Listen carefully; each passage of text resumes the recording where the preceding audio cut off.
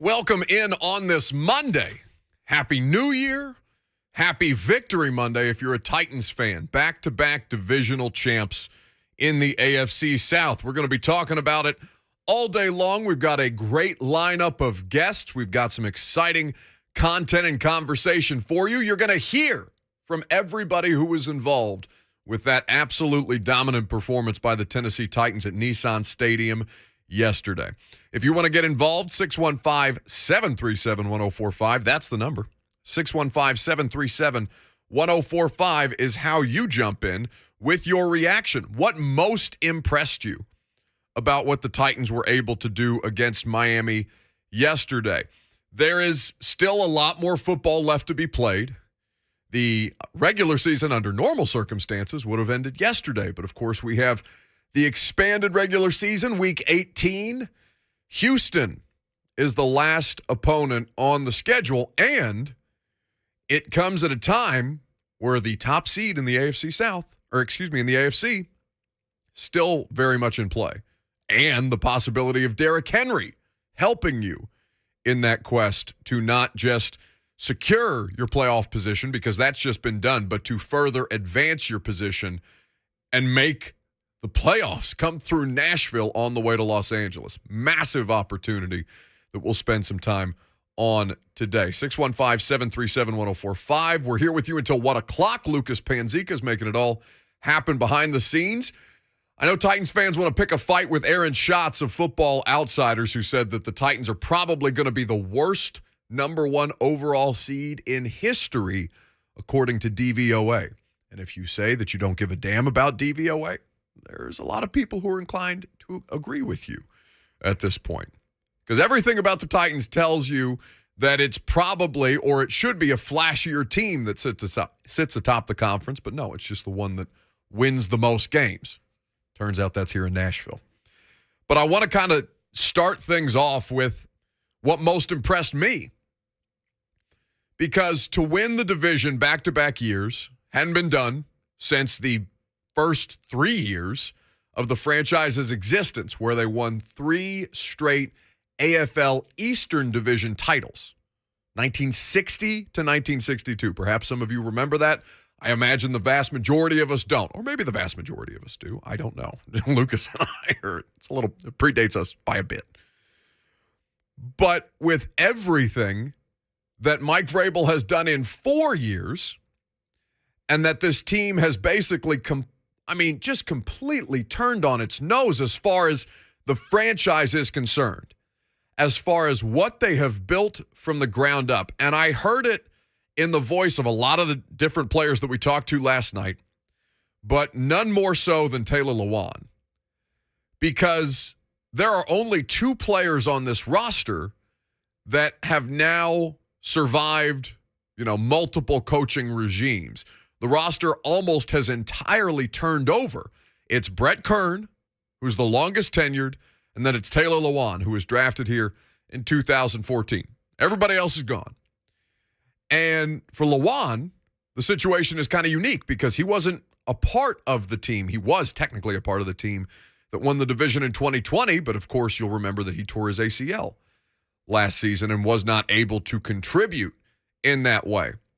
So as, there's fireworks going off at Nissan Stadium, and the game is clearly in hand for the Tennessee Titans, 34-3, and just an absolute ass-kicking of Miami in wintry conditions that they seemed either ill-equipped or disinterested in playing in, the more that Deontay Foreman and Dontrell Hilliard just kept running into their face for a total of 40 rushing attempts. You saw that kind of passion and that kind of excitement for how much different things feel right now than they were, not even 8 years ago? Just about 8 years ago at this point. The most impressive thing to me, not just that they did it in probably the most complete performance that they've had all year, both on offense, defense, and special teams. Not just that they were, Deontay Foreman was as impressive as any running back that I've seen all season. It was the best Derrick Henry impression I've seen by a mile. Nobody wanted to hit him. He kept piling up yards after contact. He was averaging over 2.7. They just kept smashing into Miami over and over and over again to the point where it was submission. And for all of those things, whether it's Ryan Tannehill, who was hugely efficient, not a lot of passing volume, but efficiency when it was required, whether it was the play design that sprung both of the tight ends open for Tannehill's touchdown passes in the red zone, or Foreman hammering it in from 21 yards out, or the way that the defense, Tua had nothing for him yesterday. And when he had to press, it was clear that he's not, I don't think he's able to do it at this level. Our buddy, Zone listeners know who Kirby Allen Kirby is, right? He is the legendary, mythical creature that exists in our 104.5 The Zone ecosystem. And we do the pregame show outside of Nissan Stadium before every home game, the Lee Company countdown to kickoff, before every home game. And Kirby, during a commercial break, is arguing with me passionately that if you put them on an even playing surface, that the Miami Dolphins hold a quarterback advantage over the Tennessee Titans. And Kirby, what in God's name are you talking about? It's not even close.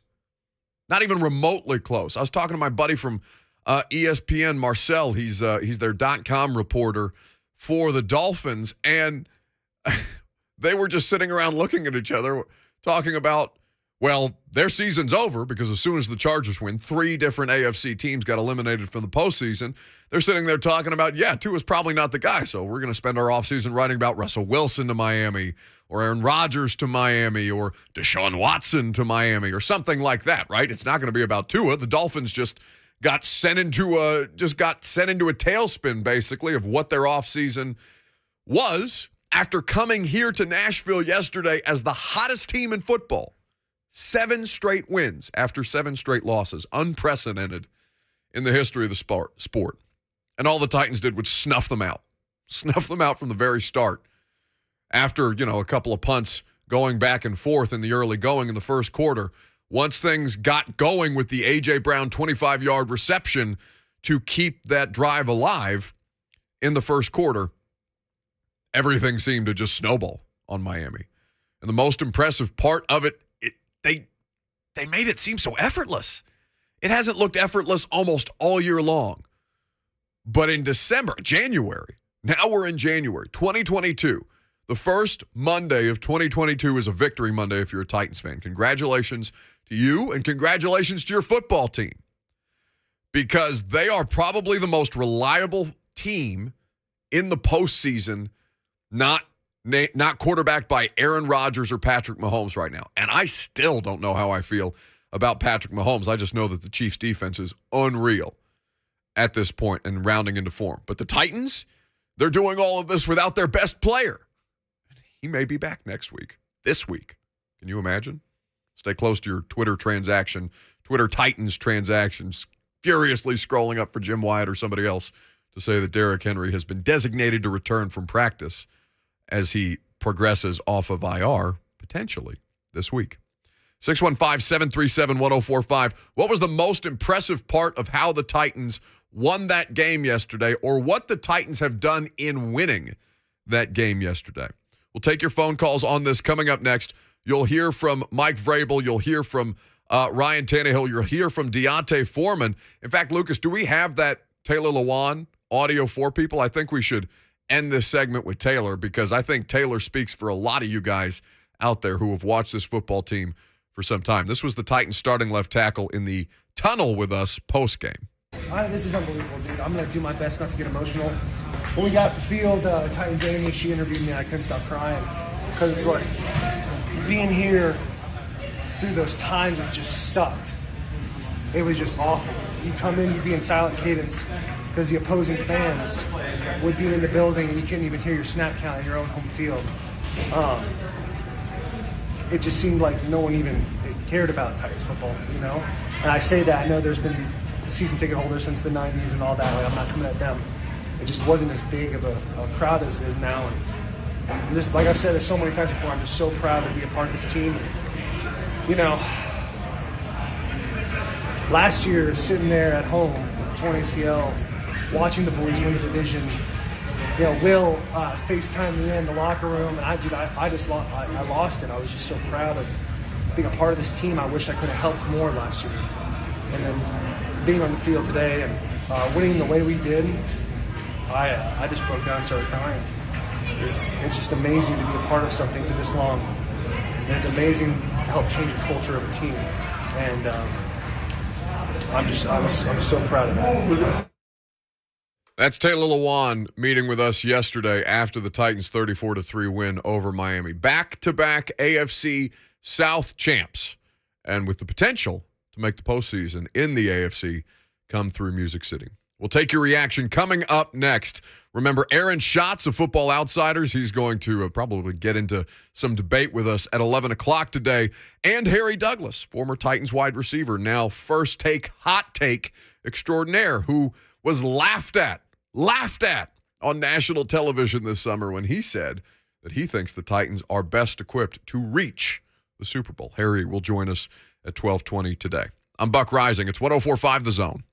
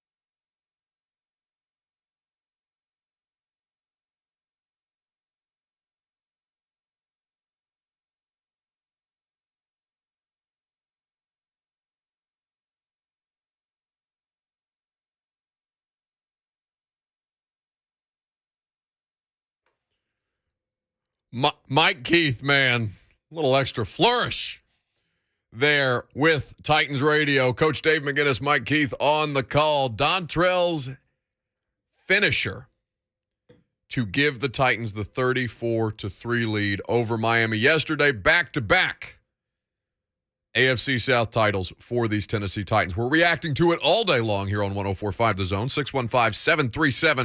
615-737-1045 is how you do so. What was the most impressive part about that Titans win today? Man, the running game without Derek, I think, is still what kind of blows me away. And we've had this conversation, right? Because Aaron Schott's going to be on with us later. DVOA is one of the most dismissive statistical indicators or analytical indicators of how replaceable running backs are. And I'm not saying that Derek is replaceable. I'm just saying that they found a way to put this thing back together in his absence. And when he comes back, it may look as good as it has all year long. Remember that was the first game, start to finish, other than the starters getting pulled late in the fourth quarter, that the Titans offensive line, Taylor Lewan, Roger Saffold, Ben Jones, Nate Davis, and David Quessenberry finished a game together, that they started this season. First time, week 17. The running game flourished. And it wasn't just Dontrell Hilliard. It wasn't just Deontay Foreman. It wasn't just Jeremy McNichols, because Ryan Tannehill had a couple of carries in there as well, mostly sneaks. But, you look at what Deontay Foreman did yesterday in those weather conditions. It was as impressive as anything you've seen all year long. It was the best Derrick Henry impression that I've seen. 26 rushes, 132 yards, and a touchdown. But of those 132 rushing yards, 71 were after contact. 2.73 yards after contact per attempt. Miami didn't want to hit that guy in the cold. They were over it. And all the Titans did was just keep running it on them, running it through their face mask over and over and over again against a defense that is objectively really good.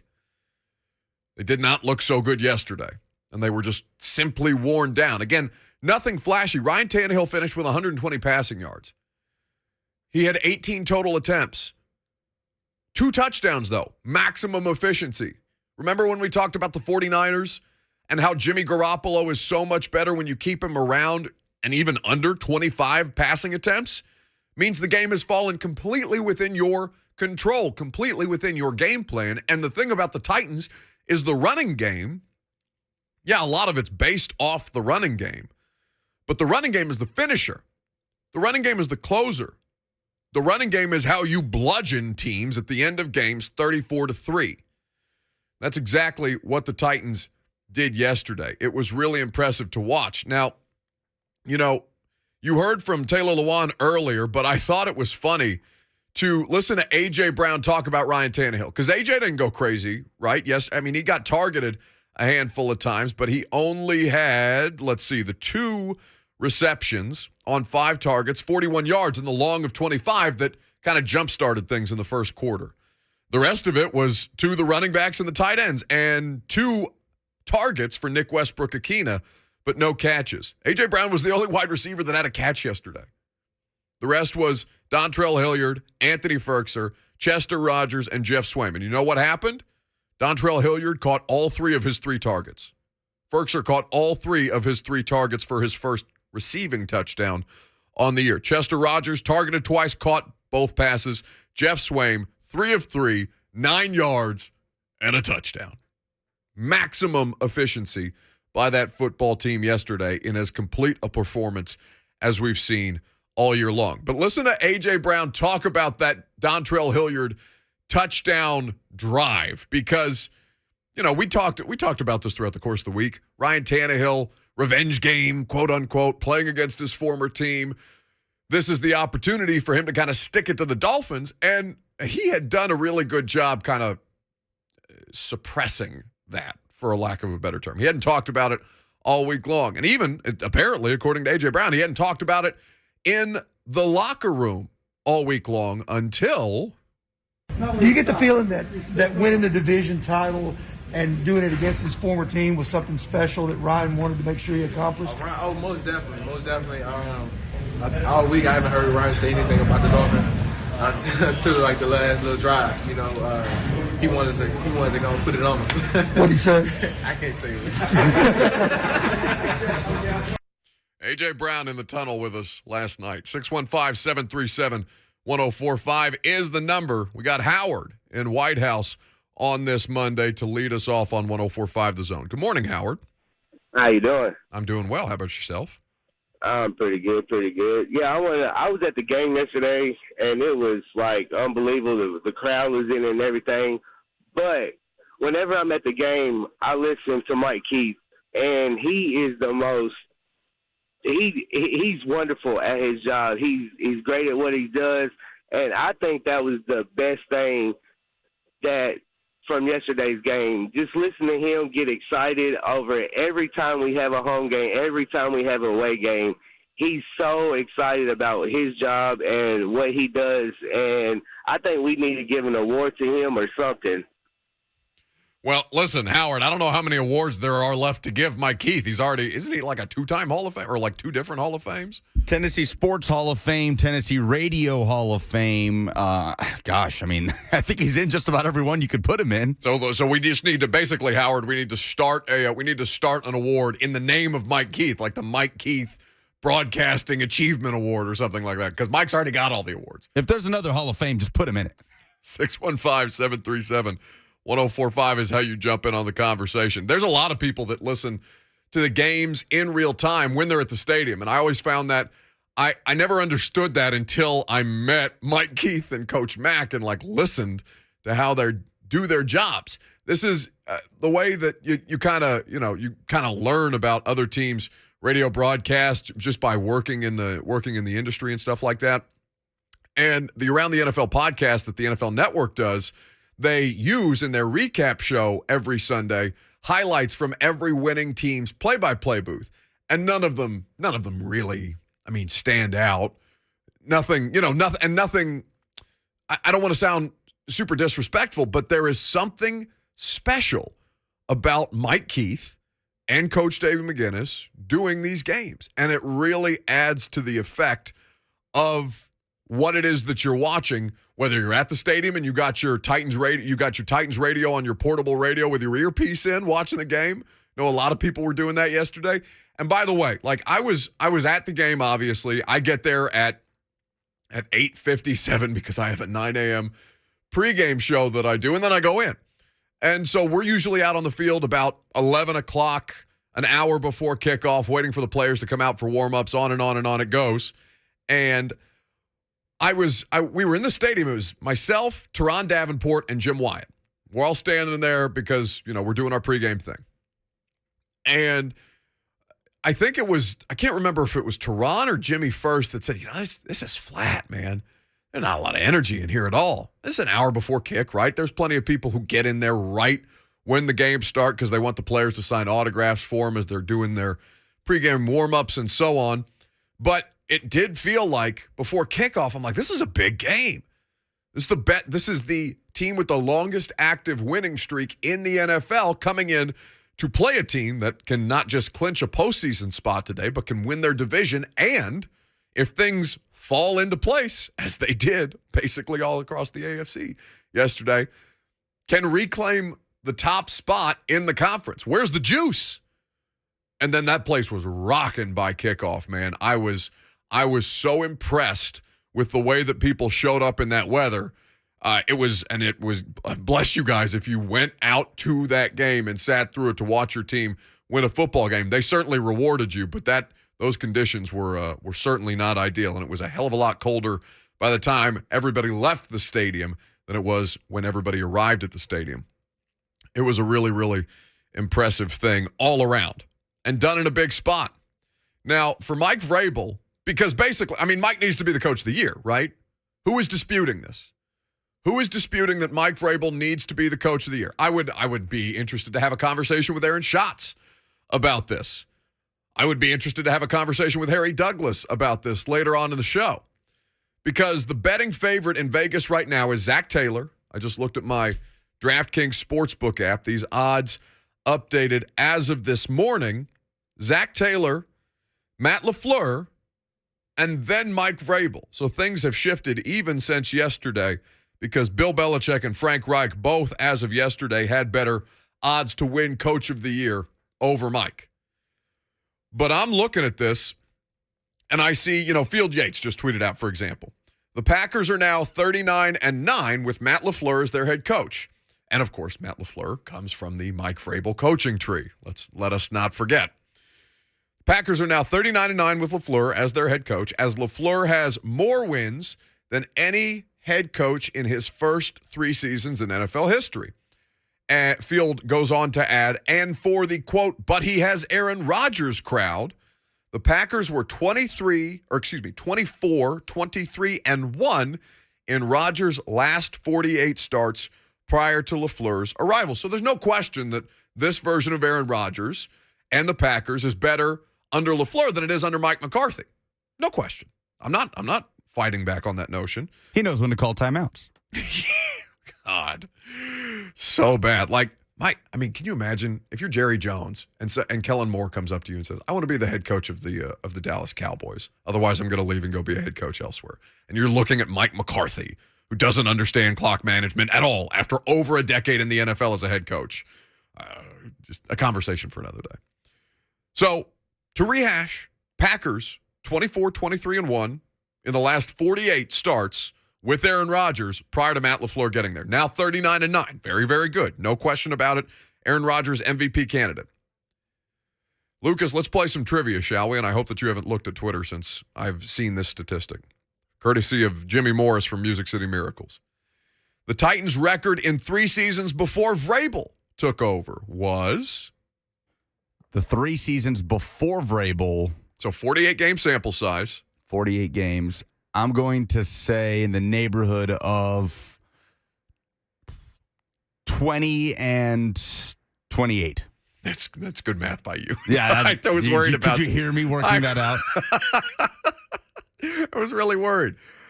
So 20-28. You believe the Titans' record to be in the 3 seasons prior to Vrabel getting here in 2018. Packers 24-23-1. The Titans' record in 3 seasons before Mike Vrabel took over, 14-34. Please tell me that Matt LaFleur has a better record for the NFL Coach of the Year, has a better case for the NFL Coach of the Year, a better resume at this point after being hired by Mike Vrabel. That doesn't sound right because Mike Mularkey had 2 9-win seasons before he got fired, right? Mike Mularkey did not have 2 9-win seasons. I'm looking at it. 2017, 9-7, 2016, 9-7, and then 2015 is where he was elevated and he went 2-7. Wait, what? Oh, 2015. Okay, you right. went inverse on me. He was elevated in 2015, and then the Titans went 9-7 in both 16 and 17. So those 2 9-win seasons alone would be 18 wins in the 2 years before Vrabel. Austin Stanley. So they were 18 and 14 Stanley in the just 2 years texted me before. Jimmy's stats were wrong. Okay. I was going to say, that doesn't sound, because the 9-7 curse was a thing before Mike Vrabel. Mike Vrabel was hired to get out of that. Okay. To get out of the 9-7 curse. Purgatory. Okay, very good, Jimmy. Fake news, Jimmy. I quote tweeted and said the government doesn't want you to know. In fact, I'm the fake news. Very good. The deep state media has taken over. Oh, God. Anyway, they're better with Vrabel. Why do we have one? It seems like one time a month we have one of these shows, right? Whether it's Brock Bowers coming out of the NFL draft, even though he's a true freshman for Georgia, or I did a whole 20-minute segment on Chris Olave last year in the pre-draft process when he was going back to Ohio State. Like, why am I this dumb? It's difficult. Thank God Lucas is here to bail us out. 615-737-1045 is how you jump in on the conversation. But with Mike Vrabel, at this point, there's been a lot of reasons to kind of look at his team and doubt them. The record, by the way, for Vrabel, thank you to Austin Stanley for texting me so I didn't have to do math in real time, 21-27 under Mike. Still better than Matt LaFleur. Still a better turnaround than Matt LaFleur from the 24-23-1 that he had, that the Packers had prior to Matt LaFleur taking over, now 39-9 at this point. With Everything that Mike Vrabel has been up against this year, though, from all the star players who have been placed on injured reserve, from all the star players who have been absent throughout the course of the year, for a record-breaking 89 players who have dressed for this football team throughout the course of the last season, which it's not over just yet. And Michael Pruitt, by the way, terrible injury for Michael Pruitt. So that number will continue to grow because he is going to be done for the season. I believe Tom Pelissero tweeted out during the game that it was a fractured ankle. Looked exactly like Delaney Walker in 2018. Made my stomach turn. Really bad. But for Vrabel, there's been a lot of reasons for all of us, locally, nationally, whatever, to kind of look at the Titans and be like, okay, can they keep doing this? Are they capable of keeping this thing going? And Kaharski asked this question of Mike last night about the first drive, the first offensive, the first scoring drive for the Titans, where Mike decides to stay on the field instead of taking the points when we knew points were going to be at a premium in the weather conditions that we're at in Nissan Stadium. Vrabel goes for it on fourth down, Tannehill quarterback sneak, drives alive, and they get the first touchdown pass of the game for the 7-0 lead. And Paul asks Mike whether there was any doubt about the decision to go for it on fourth down. This was the exchange. Obviously open the doors early for you to get things going. No doubts there on any of those, I don't imagine. Just made a decision. What's wrong, Paul? You didn't like the answer there? I'm just sorry. Like, no doubt. I mean, you guys, there can't be doubt. And you live in doubt. We don't. We like to live in being decisive and giving our players a chance to go make plays. That's what sports, that's what athletics and competition is about. And sometimes, it works and sometimes it doesn't. But doubt, no doubt. We live in doubt. Titans do not live in doubt. And listen, to their credit, they don't seem to. I mean, they really don't. I don't think he's lying to us. I don't think he's just chirping back at PK. Like, I think that's a real answer. And thank God Paul made a face because that was the best answer that Mike Vrabel gave us all night. One of the best of the season. Yes, you have to take the abuse on the front end to get a great answer out of Mike. Or you have to piss him off a little bit, it would seem.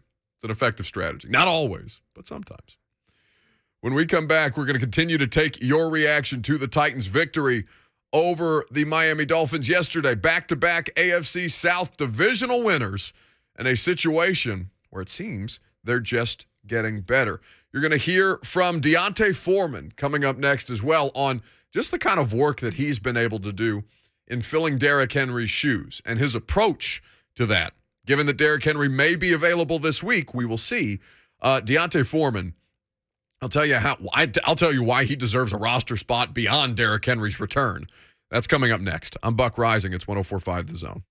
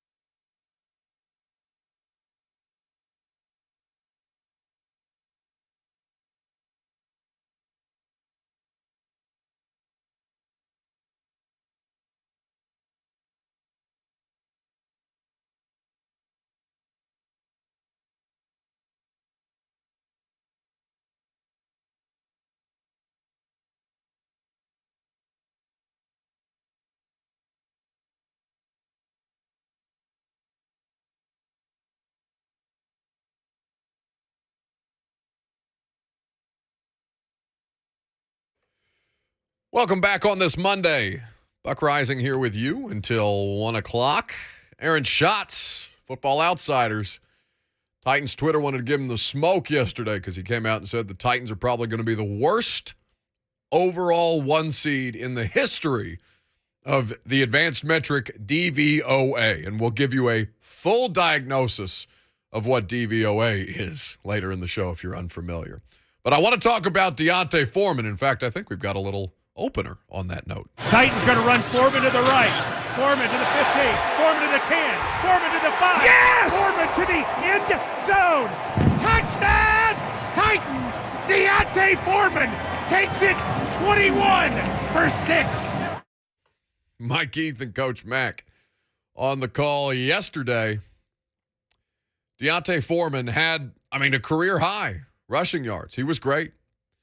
And in watching that game, it's going to be an interesting conversation when Derek does come back on the field. And frankly, I'd be interested to see how Adam Schefter handles Derrick Henry coming back potentially this week. I bet he doesn't. You think he just lets it go? Yeah. Just brushes it off. Or we get a public apology, which wouldn't be the first one from him this year. What was that? You just knifed Schefter in the side. It's been a rough year for Adam Schefter. What are you doing there? What did Adam Schefter do to you? No, nothing. I'm just saying.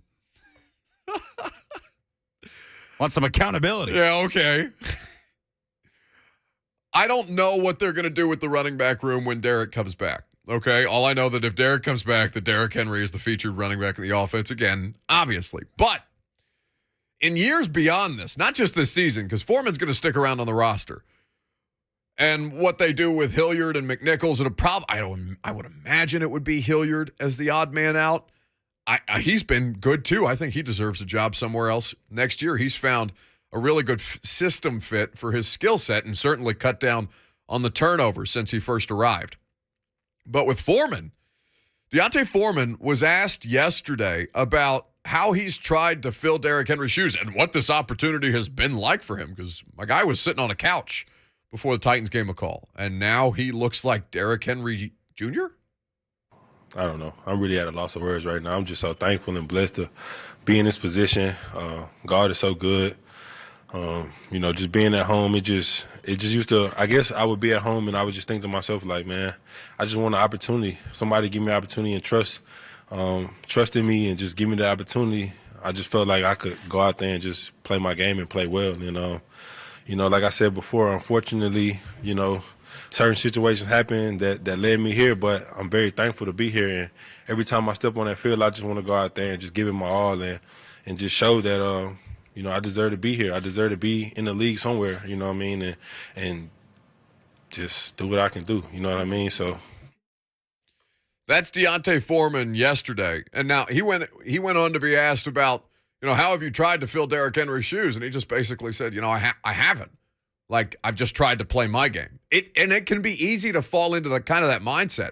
Like, oh, my God, this is an MVP candidate on the roster in front of me. How on earth could I possibly – and maybe this is just the way most of us think, outside of the world of professional sports and competition. Like, how could anybody fill that guy's shoes? And in keeping to his style of playing the game and continuing to go about his process in the way that D'Onta Foreman goes about it, he's completely alleviated those expectations.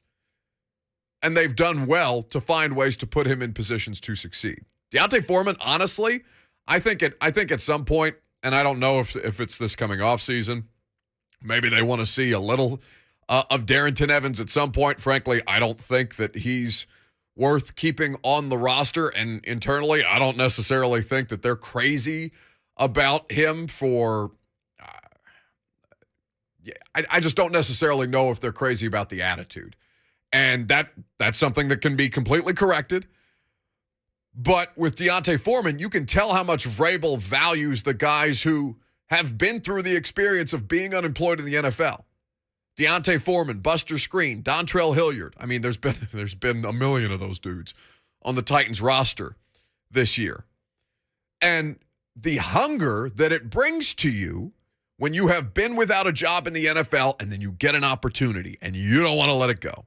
D'Onta Foreman, frankly, I think has earned an opportunity to have a roster spot next season over somebody like Darrington Evans, and I frankly think that the running back room should look like Derrick Henry, Jeremy McNichols, and Deontay Foreman, because they've gotten absolutely nothing from Darrington Evans in his time on the roster. And I'm not turning this into an attack of Darrington Evans. I'm just saying that this dude is good. You have to keep as many good players as humanly possible, and he's super affordable. Paul is in Franklin, up next on 104.5 The Zone. What's up, Paul? Brother Buck Rei, what's going on, man? Yes, sir. How we living? Hey, man. Happy New Year to you, brother. To you as well, Paul. Hey, man, look here. Foreman, let me tell you something about Foreman. That guy is a beast, man. He's a beast, I'm going to tell you. And you put Henry back in there and let him be his backup, I'm going to tell you what, that's two D9 bulldozers coming at you. I mean, they're going to hurt somebody, brother. So make that happen. Miami seemed like they were hurting yesterday, Paul. They didn't want to see Deontay Foreman anymore. Yes, sir, brother. And let me tell you about them naysayers. Once again, them naysayers saying about, well, Tennessee's going to be the worst number 1 seed ever. Well, look here. Buck Rei don't pay that no attention, and I know you don't because you got some sense. But there are some of them other Titan fans out there that may pay that attention. Look, those are the same naysayers that said when King Henry went down several weeks ago that we wouldn't go win the AFC South. You remember that, Buck? It's the same type people. Look, the AFC, I believe, is the most competitive division in football, the most competitive conference from top to bottom. But, and I said it several weeks ago when King Henry went down, and I'll say it today, Buck, we are the toughest, most physical team, not only in the AFC, we're the most toughest physical team in the NFL. So we absolutely can run this thing. Hey, Buck, man, I'm getting off here. It's crazy. 2 days ago, and today it's 6 inches of snow on the ground, man. Hey, y'all take care, brother. Always a pleasure, Paul. Thank you for the call. 615-737-1045. The things I would do to have Paul's voice. I would kill for that accent. It's so good. But he's not wrong. Find me an NFL team that more embodies the mindset, the approach, the mentality of their head coach than the Tennessee Titans. It's not flash, it's not sex appeal, but it wins. And it keeps winning. And it's won the division twice in back-to-back years. Recall, Mike Vrabel has been an NFL head coach for 4 years. He has been to the playoffs 3 times. He has won the division twice. Jeff Fisher, just as a comparison, if we're doing Titans-Oilers history, Jeff Fisher was the coach of the Titans and the Oilers for 16 years. Jeff Fisher won the division 3 times. When we come back, we'll talk to one of these, in the words of Paul and Franklin, naysayers. Aaron Schatz, who went on Twitter yesterday. He wasn't alone. There's some people from Pro Football Focus. Saw Ross Tucker was out there chirping at Titans fans too. And there Say that to me. Say that to anybody. Say it to somebody. Aaron Schatz going to say it to us. Coming up next. He joins us on the other side. I'm Buck Rising. It's 104.5 The Zone.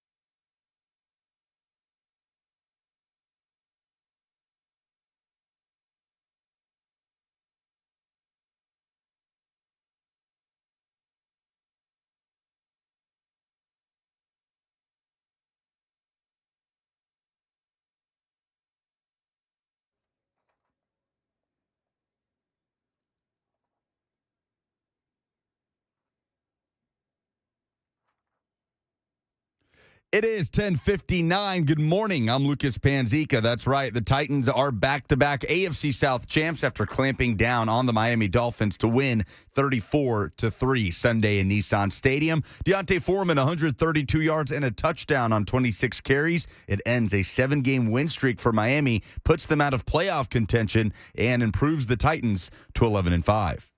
Woodside heads to Hilliard. He's got room. 30, 20, 10, 5, in zone. Oh, Dontrell. Touchdown, Titans. Okay. Exclamation point on the day.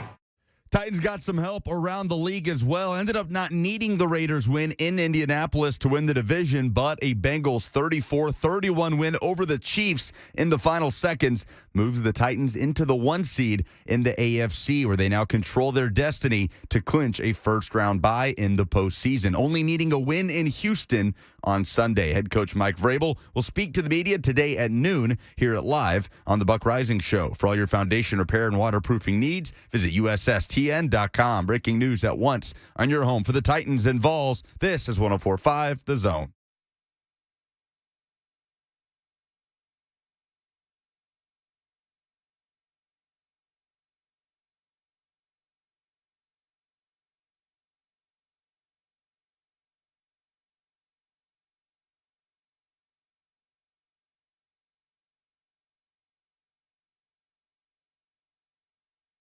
It's hour number 2 on this Monday. Welcome in to 104.5 The Zone. Buck Rising here with you until 1 o'clock. Lucas Panzica is making it all flow smoothly on this Monday, and you guys are keeping us all entertained throughout the course of the day. We're just here to facilitate. 615-737-1045. If you want to jump in on the conversation, go to the phones here in just a second before Aaron Schatz of Football Outsiders attempts to explain to a Nashville Titans audience why the Titans, according to DVOA, are probably going to be the worst number 1 overall seed of all time. I will allow him to make his case.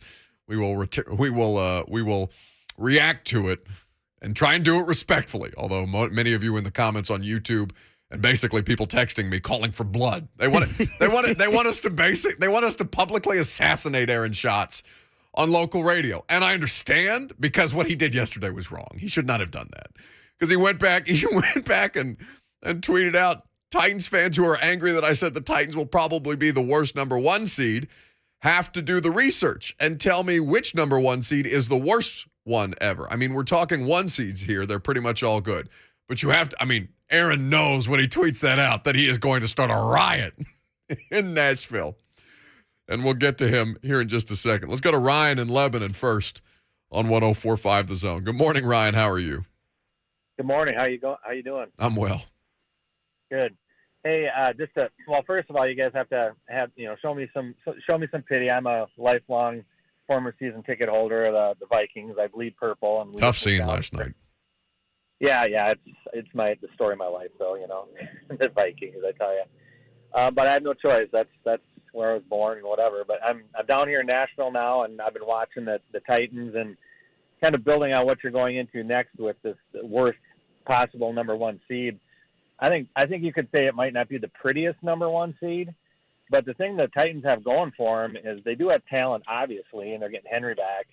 But they're just such a physical. They can just beat you into the ground, and so it might not always be pretty, but they can play any game you want to play. And they might not get the style points that a Kansas City or something does sometimes, but man, they can smash you in the mouth, or they can run and gun, and I think that's what makes them so dangerous.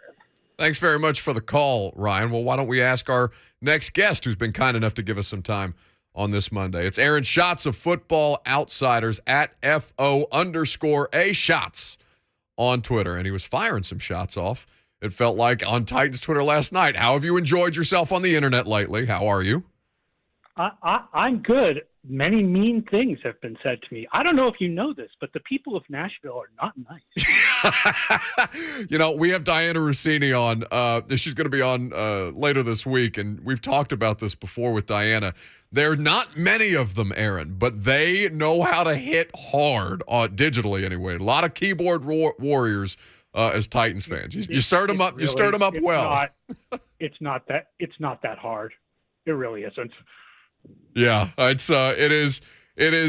certainly something that, it's unfortunate that it has to get disrespectful, but we do appreciate you coming on because it's interesting to, I guess people just want to understand your analysis in a little more depth. And not everybody is going to be looking at DVOA on a regular basis, but it is a great way to further your knowledge of football based on all of the information that's at your disposal. Full disclosure, I'm somebody who gets the Football Outsiders Almanac at the beginning of every season.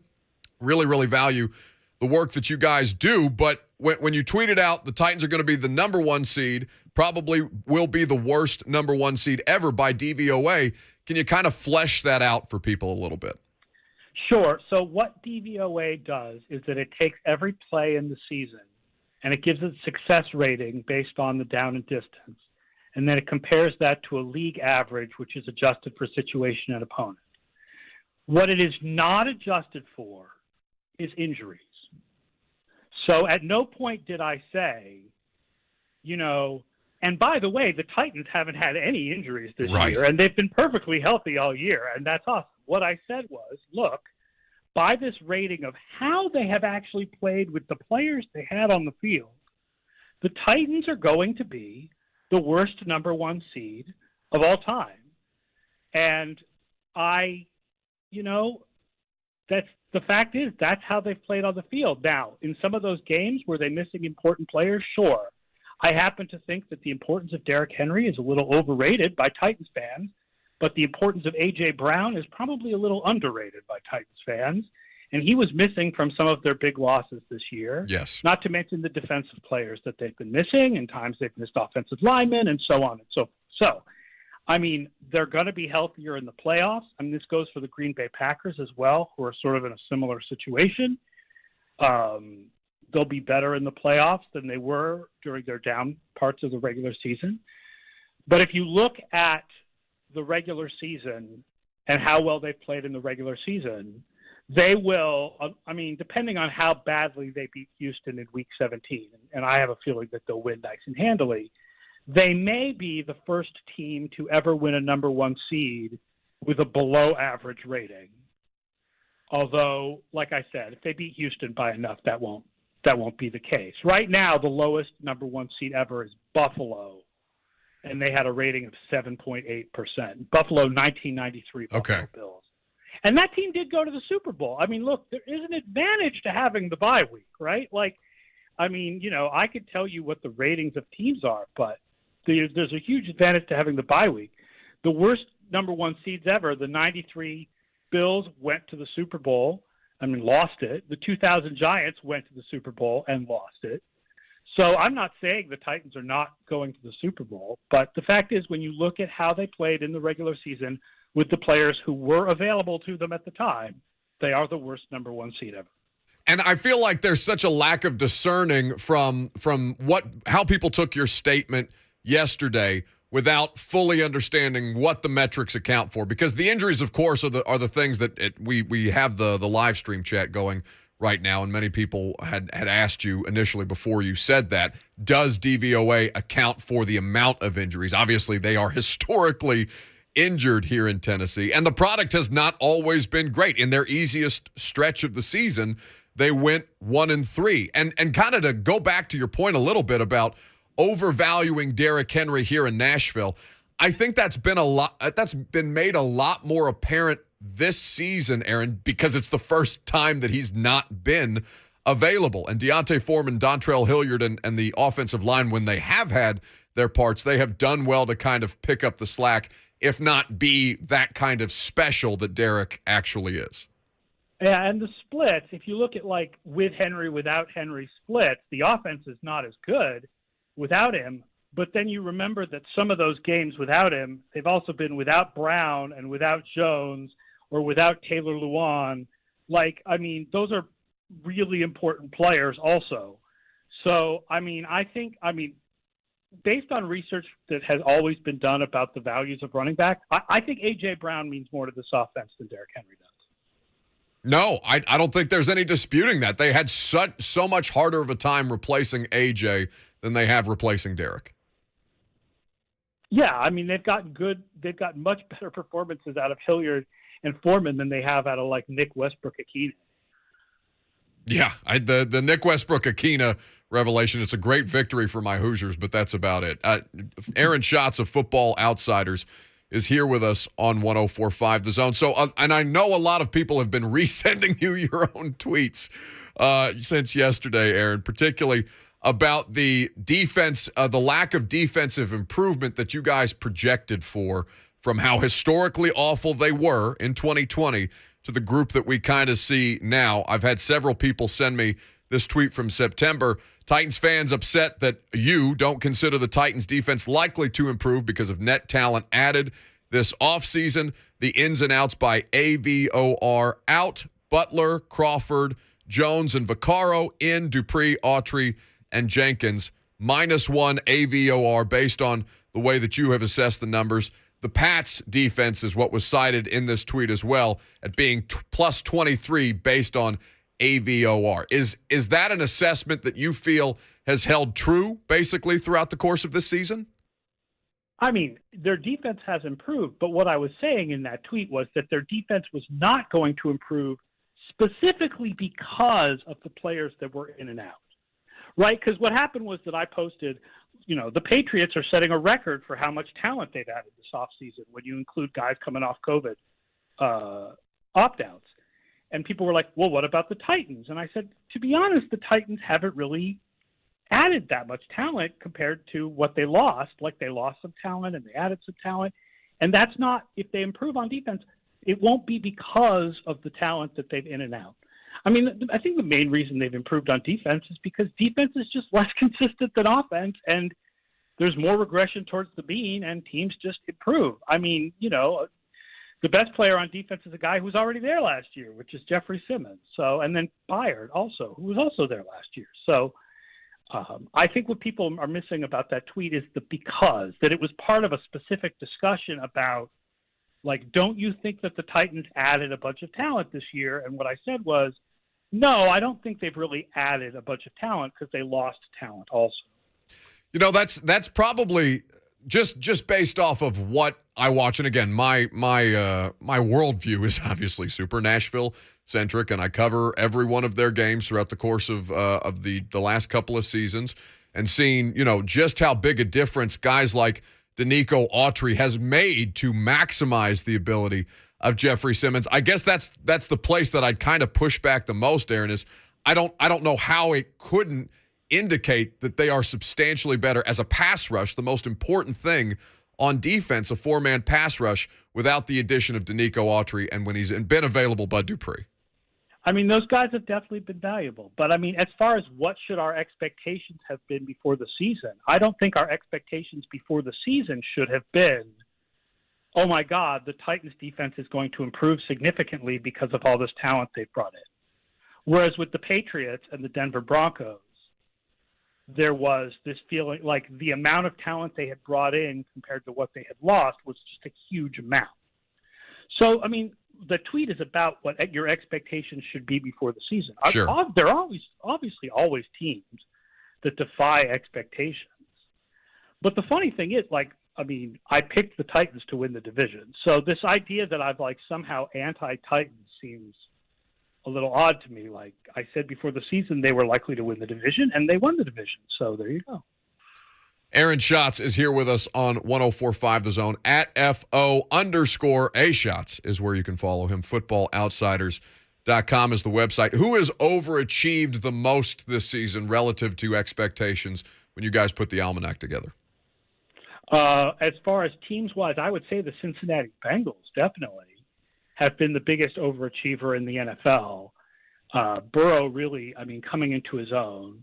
But it's interesting. Our numbers don't like them as much as some of the other advanced metrics on the web. It's something I have to figure out what is going on with the Bengals. It's a little odd. As far as who's underachieved the most compared to our preseason expectations, I would think Baltimore. But Baltimore's been Tennessee thinks it's been hit by injuries. Baltimore's been massively hit by injuries. The other team would be Seattle. It's really underperformed.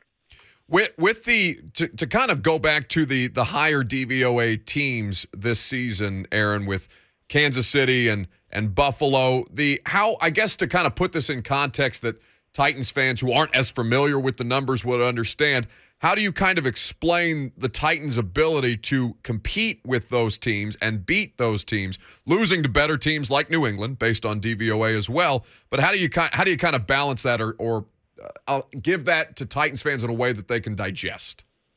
I think first of all, were they healthier in the Buffalo and Kansas City games than they were against like Houston and New England? Certainly. Of course. But also, there's just a lot of randomness in the NFL. And the fact is that teams in the NFL are much closer together than teams in, let's say, college football. And therefore, you have a better team loses to a worse team because the worst team has a better day. It happens all the time. And so, look at Kansas City, I think is better than Cincinnati, but who won this week, right? Right. Cincinnati won this week. I think that Indianapolis is better than Las Vegas, but who won this week? Las Vegas won this week. You look to judge teams, you want to look at their entire resume for the entire season, not just did they beat one or two teams in one or two games. And the fact is that Tennessee has had these impressive wins over other good teams, although some of them were really close, like they beat Indianapolis in overtime, and Buffalo was because the sneak didn't work. It was only a 3-point win. But that Kansas City win was a freaking spanking.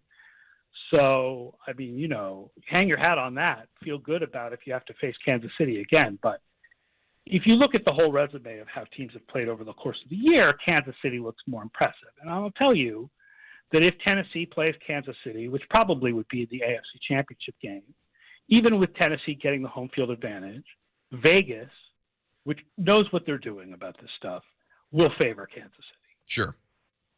Aaron Schatz has been kind enough to give us some of his time here on 104.5 The Zone. Aaron, I'm sorry if it got super disrespectful in the mentions last night, but we do truly appreciate you taking some time because not everybody would be willing to do something like this, and I'm sure the mentions they will be there after the fact as well. But we appreciate your work and thanks for stopping by. I've got nothing against Titans fans. Good luck to you guys in the playoffs. Aaron Schatz, footballoutsiders.com is where you can read all of their work and understand their metrics a little more in detail. I've got some thoughts on that because I know a lot of people wanted me to, eviscerate him for some of those opinions, and I certainly do disagree with a lot of what he's just said.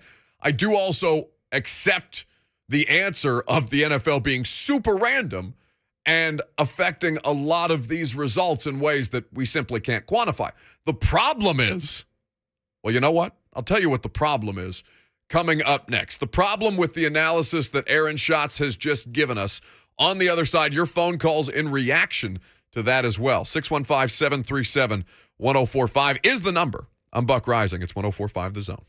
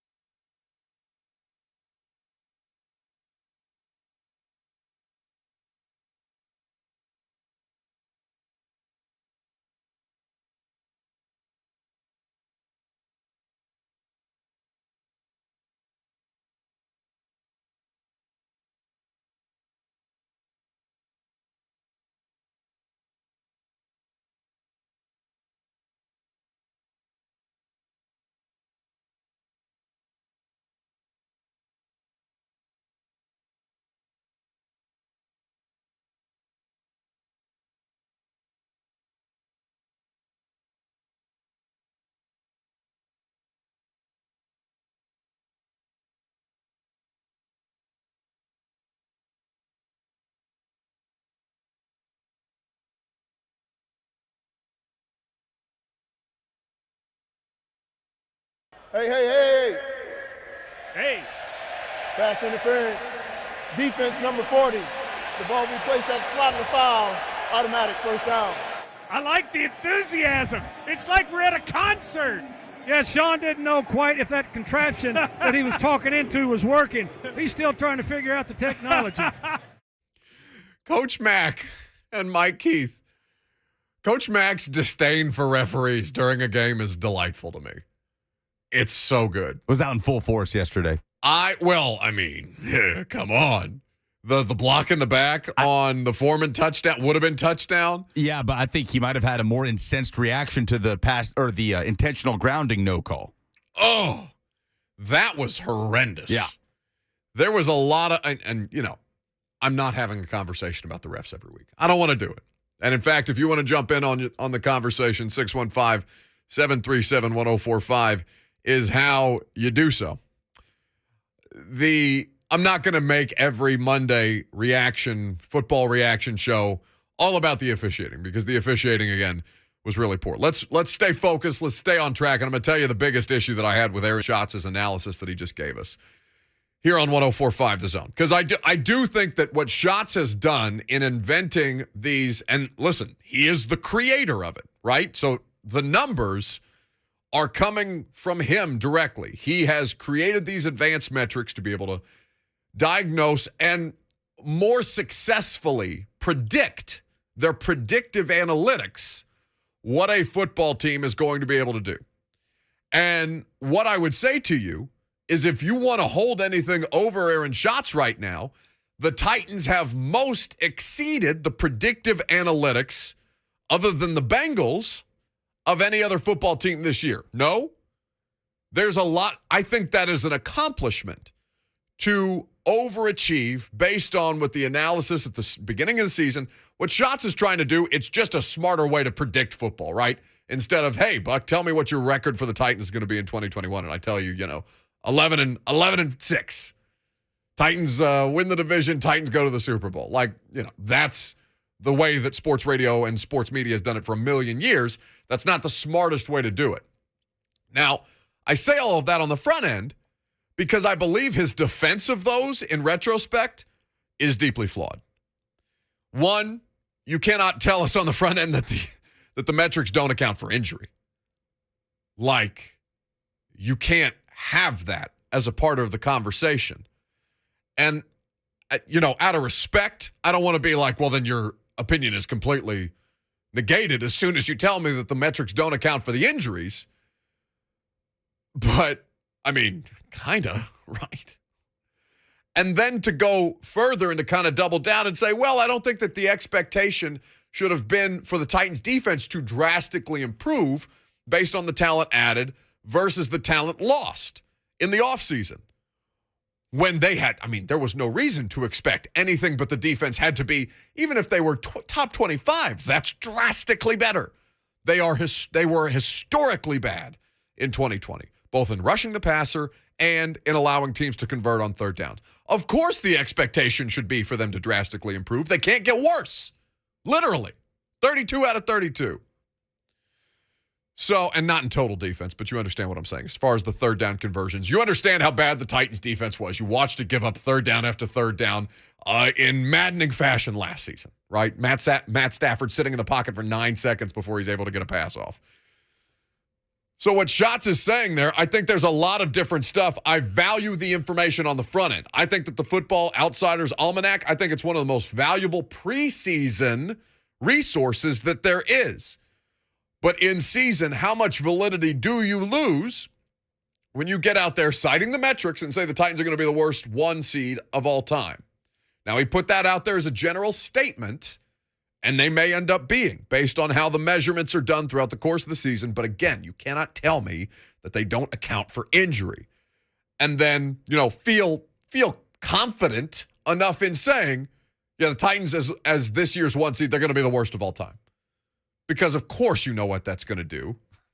And listen, Schatz from the Northeast, he didn't care, right?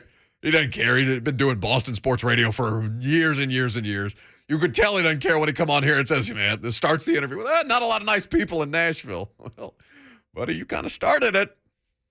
What do you got, Lucas? I mean, if that's what you're saying off the top, that injuries are not taken into account, how can you give any analysis with conviction based on those numbers? Because he acknowledged A.J. Brown and Derrick Henry and conceded that those were big losses, but it's also about Marcus Johnson not being there and Josh Reynolds leaving the team midseason and Ty Sombrello retiring midseason to where they have no options at left tackle. Like, it's much, much deeper than just their two big stars on offense. Here's the thing.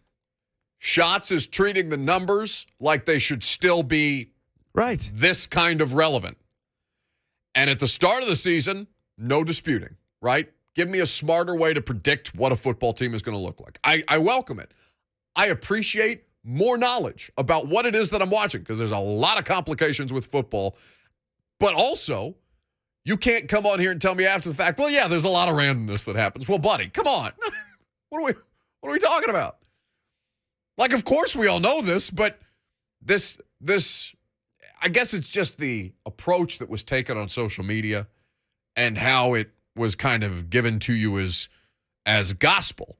When, no, it's not there as gospel. In fact, it hasn't really been relevant since the Titans put a bunch of dudes on IR, basically half of their team. 615-737-1045. Adam is in Murfreesboro, wants to weigh in on our conversation. Good morning, Adam. Morning, Buck. How you doing, sir? I'm well, thank you. Well, I caught the tail end of that interview, and the idea that, the notion that the defense in particular is not improved with the players that they brought in is absurd to me. Oh, without question. Without question. I don't need the analytics to tell me what my eyes have seen. And, he's just basically – he's obviously not watched the Titans at all this year. That's my opinion of him. I don't know. Well, what's your thoughts? I appreciate the call, Adam. And listen, Schatz pays attention to this stuff. Like I said, if you guys look at this in the way that it's supposed to be looked at, here's the problem with, the quote-unquote nerds in football fighting the football people in football, right? Film and numbers should be used together to formulate the opinion of how good or how bad a football team is. You cannot take one as gospel. You cannot take the other as gospel, even though the film is probably the better gospel, if we're being honest. If you're going to tell me randomness in football, then you can't give me all of these numbers and say, all right, this is the best way to analyze a football team. And in fairness to Schatz, I don't think he was telling us that this is the best way to analyze the football team. He's just saying, yeah, the numbers said that they shouldn't have been able to do this. And they have done it. The problem that I think Titans fans take, and I know that Schatz watches the games. I know that Schatz watches the Titans. But for him to look at that objectively and say, yeah, value added based on players that left versus players that were brought in this offseason, to not expect a drastic improvement, I think completely ignores the Jadeveon Clowney experience last year, completely ignores the Vic Beasley experience last year. You can go back and forth on how much better Jackrabbit, or if Jackrabbit is better than Malcolm Butler, was as the Titans' best defensive player last year. Fine, all well and good. Let's just call it a push, shall we? But for all of that, there is no way to not attribute the increase of efficiency and ability on defense to anything but the players. That's why they blew the roster up. Or at least the defense. They had, 6 new starters this year.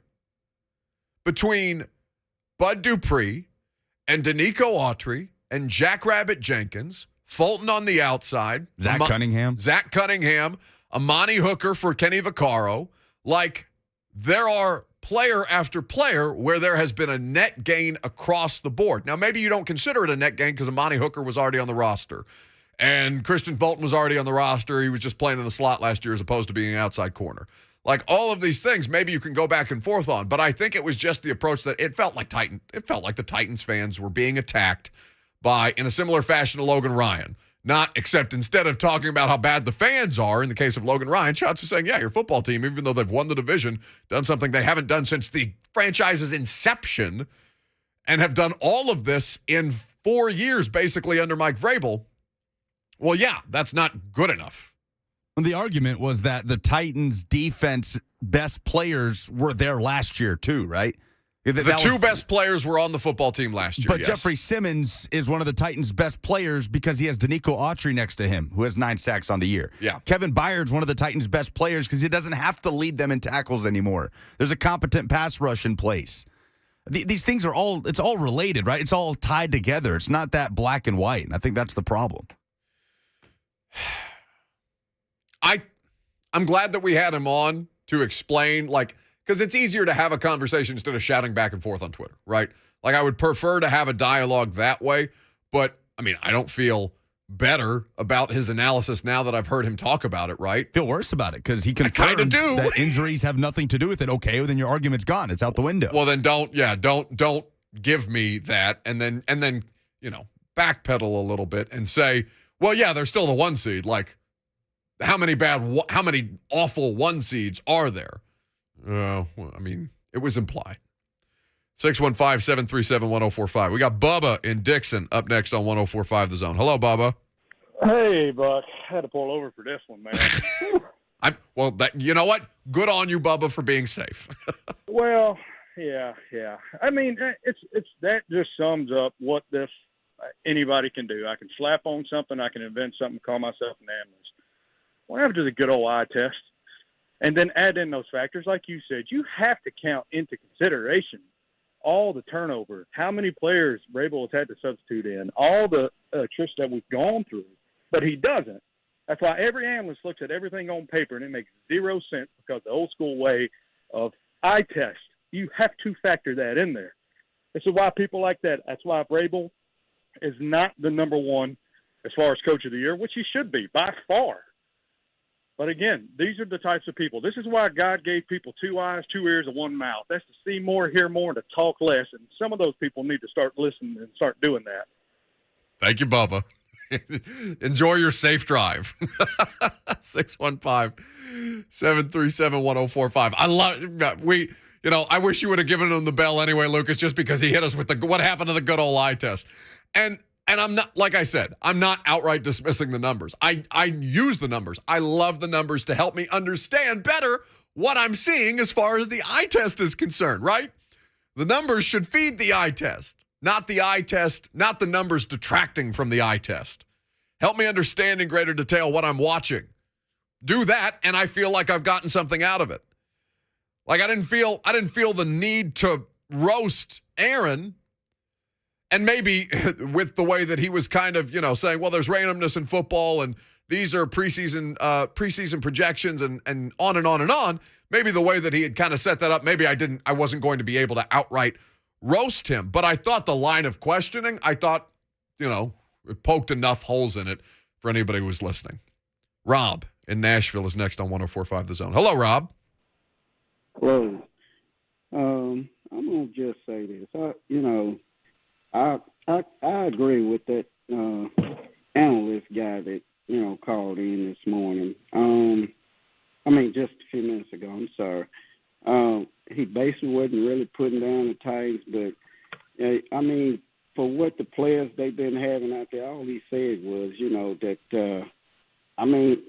they possibly the players they had out there, they are the worst players to possibly ever win AFC. He ain't talking about the regular starters out there. He's talking about the guys that they had put out there, And the Titans they played pretty good this year, but they ain't gonna have back all their players this year. So until they get back all their players, I don't think this team is gonna go too much further. So that's pretty much, I guess, it. Thanks for the call, Rob. We appreciate it. 615-737-1045. So as we're having this conversation, right, Seth Walder, who is another, he's ESPN's sports analytics writer. Again, Seth is somebody whose information is very useful within the context of what you're watching. But Seth tweets this literally in the middle of our Schatz interview. Saw somebody from PFF mention this, and our numbers agree. The Titans may earn the number 1 seed, but they're also one of the worst teams in the AFC playoff field. If Colts and Chargers grab the final 2 spots, the Titans would rank 6th amongst AFC teams in FPI rating. FPI stands for Football Power Index, with a chance to drop to 7th. All right. What, you're making a face? You made a face like you're confused. What did you? Well, Lucas is fielding football. Those numbers are based on their poorest performances of the season, right? Correct. Where they were without X their amount of players. So yes, if that team that those numbers are reflective of was in the playoffs, yes, it would probably be the worst playoff team in the AFC, but that's not the case. The Titans are trending towards being one of the healthiest playoff teams in the AFC if they're able to get Derrick Henry back. It is. I don't understand why people want to use this as like vindication. And like I said, I respect Aaron Schatz. I respect Seth Walder. I don't know who this PFF Moo guy is, but that's who Seth is citing, that their numbers agree. Like, you can't tell me that they're one of the worst teams in the AFC playoff field when the roster's going to look completely different, especially if they get the first round bye. What are we talking about here? Yes, if you field the team in the postseason that you did against, let's say, the New York Jets, where they lost that game in overtime, but they did almost have a chance to win it, and there was zero business winning that football game, nor the game in New England, they could have won the Texans game. That was just an outright embarrassment. And the Steelers game was really, really bad too. So let's make no mistake about that, right? There's some bad losses in there when you have had some of your players. But you cannot tell me that the team that took the field against the Jets is the team that's going to go into the postseason.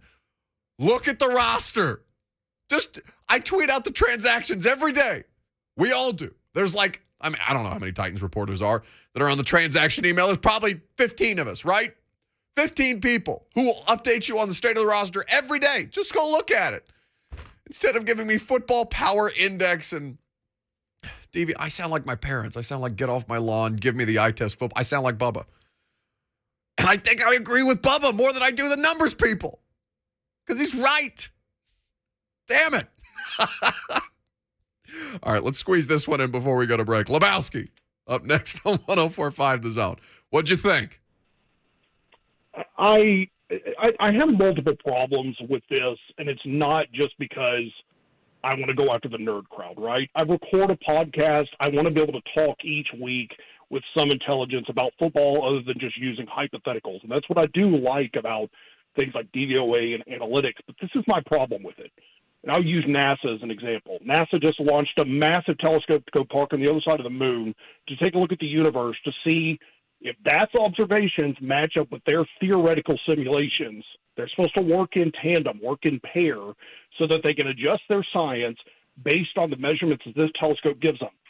PFF and DVOA want to put their stuff out there and tell you, the observer, of what you're watching is not actually as good as you think it is.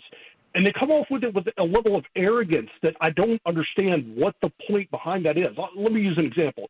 PFF Moo, who you just referenced a second ago, admitted yesterday and has said multiple times in the past that he puts rankings out based on betting markets. Vegas puts out betting markets line based on how to make them money. That's not a way to judge a team. You're saying because the market is betting a certain way, that's why a team the ranking for your team is based that way. That's completely flawed. And when you don't want to try to correct that or think, oh, maybe that's not a correct way to go about it, that's asinine. And then that's really arrogant. So to go back to DVOA, and I'll close this out for you, I don't like the way that he immediately comes on and says injuries don't account. Really? If you're trying to make simulations for F1 racing and you don't account for weather, why should I take your opinion seriously at all past that point? So just don't come on Twitter and be really arrogant to a fan base who is watching a team that has earned the number one seed based on playoff seeding and wins, and then tell people you're wrong because your simulation at the beginning of the year does not match up with what actually happened. Does not compute. Go ahead and give it to him. Thank you, Lebowski. I think we short-circuited the numbers people. The Titans have short-circuited the nerds. Hey. When we come back, we'll continue to take your phone calls on this. You'll hear from a couple of other people who were involved in that win at Nissan Stadium last night. And we're going to get into a conversation. We have to talk about Antonio Brown at some point today, right? At some point. Like, I know it's Reaction Monday and the Titans won a massive football game, but I got to talk about the Antonio Brown thing at some point. Mike Vrabel's press conference coming up at noon, by the way. Harry Douglas, former Titans wide receiver, who went the opposite, went completely opposite of Aaron Schatz. Harry Douglas picked, I think he's like the only person in my life other than Jason Martin who picked the Titans to win the Super Bowl in August. Harry's going to join us at 12:30 later on in the show. I'm Buck Rising. It's 104.5 The Zone.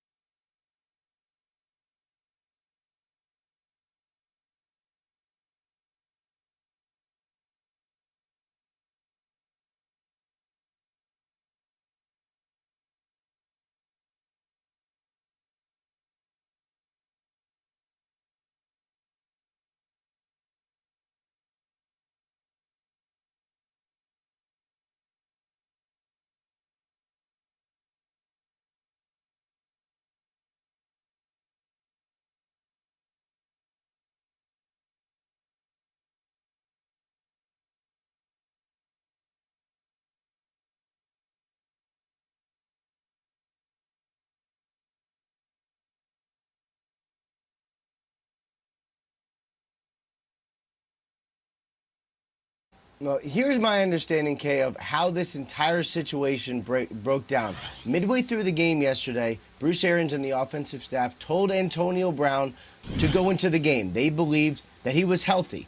Antonio Brown did not believe that he was healthy. He had been battling an ankle injury for the last several weeks, did not practice Thursday, did not practice Friday, and I know personally had some doubts whether or not he would be able to be out there and play. What he told the staff, from what I understand, is that he was not going into the game because in his mind, he did not feel he was healthy. The response then from the offensive coaches and from Bruce Arians was, if you are not going to go into the game when we tell you to go into the game, then you cannot be here. At that point, they threw him off the sidelines and then cut him from the team. So Antonio Brown, which Bruce Arians announced at the post-game press conference, he is no longer part of the team. They essentially told him that on the sideline, send him packing, leading Antonio Brown with $1 million incentive right within his reach. He was going to get it. He left all of that, left the field, and now is no longer a member of the Buccaneers. Rap sheet on national television this morning talking about Antonio Brown. Woo! We interrupt your Titan celebratory programming this morning because we got to talk about that just 9 kinds of crazy that took place in that Jets-Bucks game yesterday. Now, I made the mistake before I did the primetime show last night. I thought the Jets ended up winning that game because I saw the score at the time that Antonio Brown had a freak out. I'm like, oh my God, are they losing to the Jets? Is that why he's out there, shedding his clothes and throwing them into the stands at MetLife Stadium and then Ubering to the airport by himself? There was there's a lot of different things to dissect. Bucks had to score with 20 seconds left to win that game, by the way. No, I know. Tampa Bay ended up coming back to win that game, and Bruce Arians was laugh out loud funny in how brief he was on his comments about Antonio Brown, who was just they straight up cut him on the sideline of an NFL game. I don't know that's ever happened before. You get a story every once in a while from college football. Jeremy Pruitt fires a defensive line coach on the sidelines. I think that was against Kentucky, if I remember correctly, Lucas. Correct. Every once in a while, you'll get something like that. But the Antonio Brown thing, here's the thing, all right, because it's a laugh out loud funny story, and to watch the video if you haven't seen it is hilarious. Pardon My Take at Barstool did an interview with Antonio Brown's Uber driver from the stadium to the airport yesterday. And listening to that interview, I was laughing, but also I was made to feel deeply sad for Antonio Brown because at a certain point, we're all going to point and laugh at him. But I mean, he's clearly got some kind of, I'm not a psychiatrist. I'm not a psychologist. I'm not anybody who operates within the medical professional, but you cannot behave that manically and not have some kind of imbalance in your life. Antonio Brown may be a terrible human being. He appears to be a malcontent. He appears to be the drama that he accused all of the Tampa Bay media of being when they asked him about his vaccination situation or his fake vax card that Bruce Arians bailed him out of. And in returning to his first game prior to yesterday, but the Antonio Brown situation, I don't want to laugh too much at it because I think the dude's just crazy. We'll see. 615-737-1045. Let's go to Bailey in Goodlettsville. Remember that Mike Vrabel's press conference is going to take place here at noon. We'll carry that live for you. Good morning, Bailey. Morning, Buck. How you doing, sir? I'm doing well, thank you.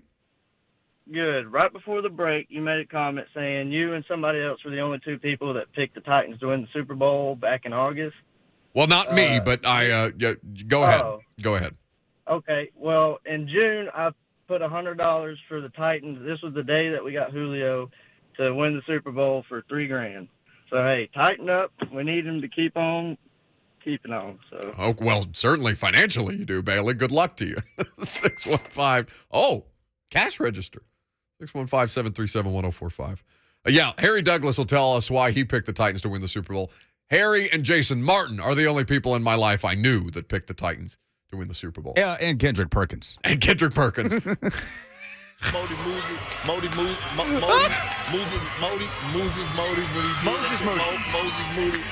Moses Moody. Mike Vrabel next.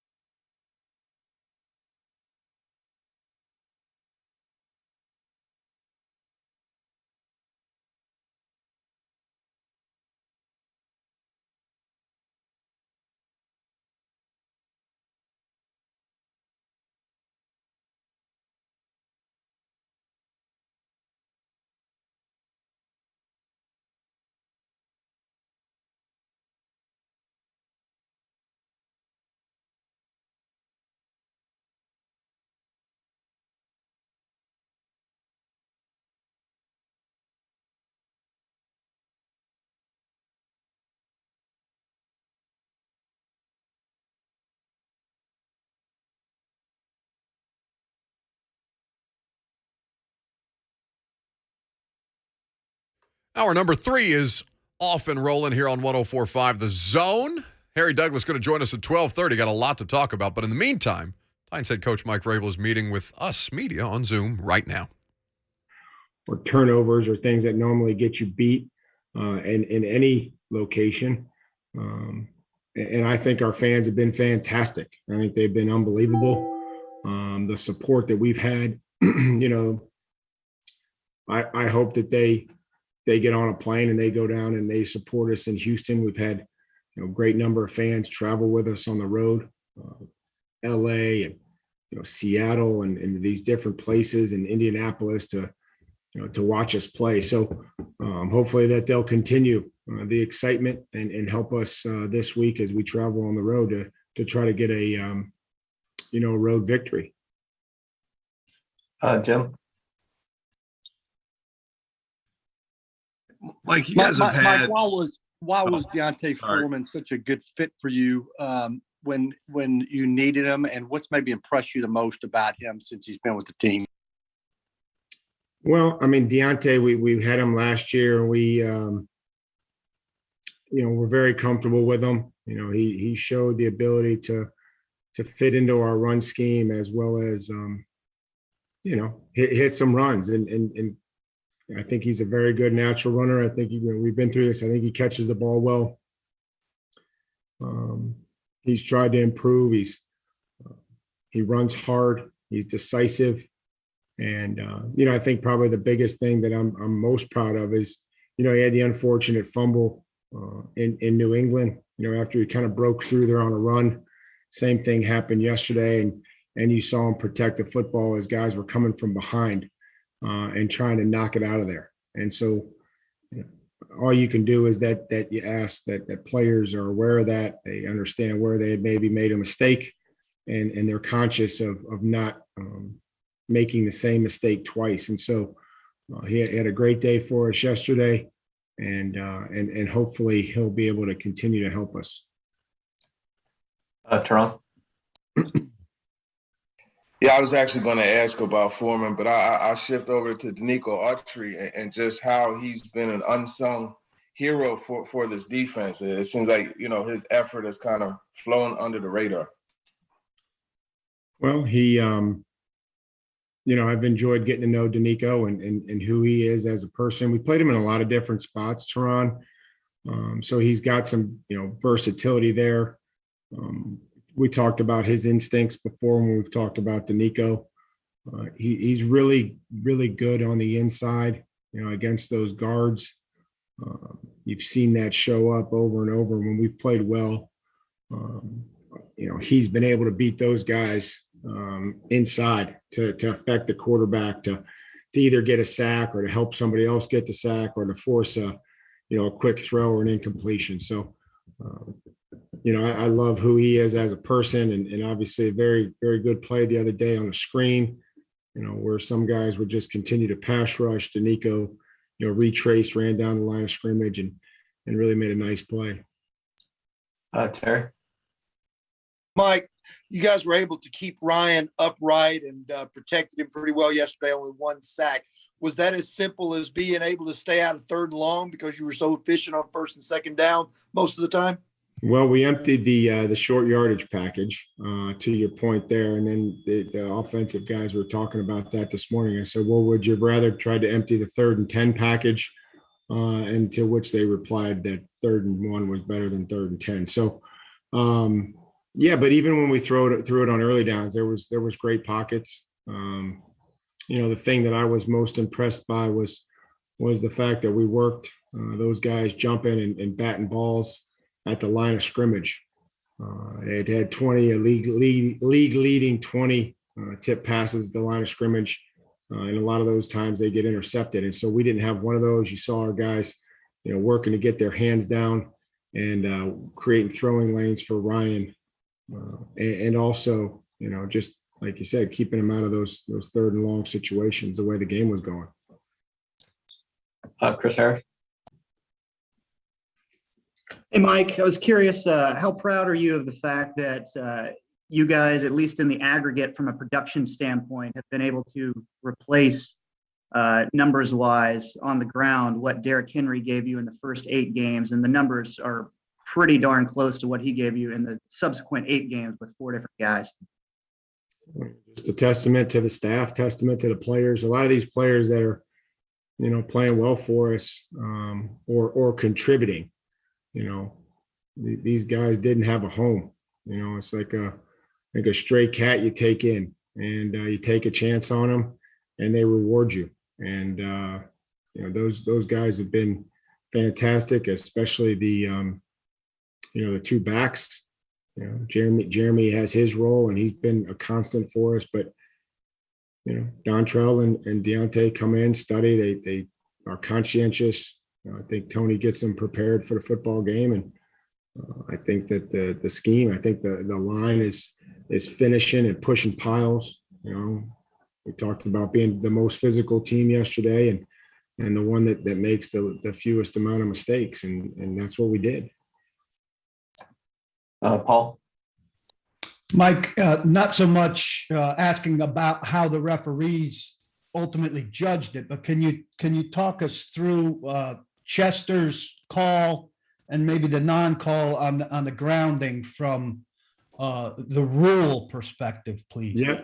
Okay. So the first one, the blindside block, and I think that we understand it, pretty well. If you're going back towards your end zone, or if you're going parallel to the line of scrimmage, that you have to not make forcible contact with your opponent. I didn't believe that Chester's, personally, I didn't believe that was forcible contact. I thought that was a good hustle play. I don't think he hit him in the head or neck. I thought he tried to turn and get his body to the side and shield.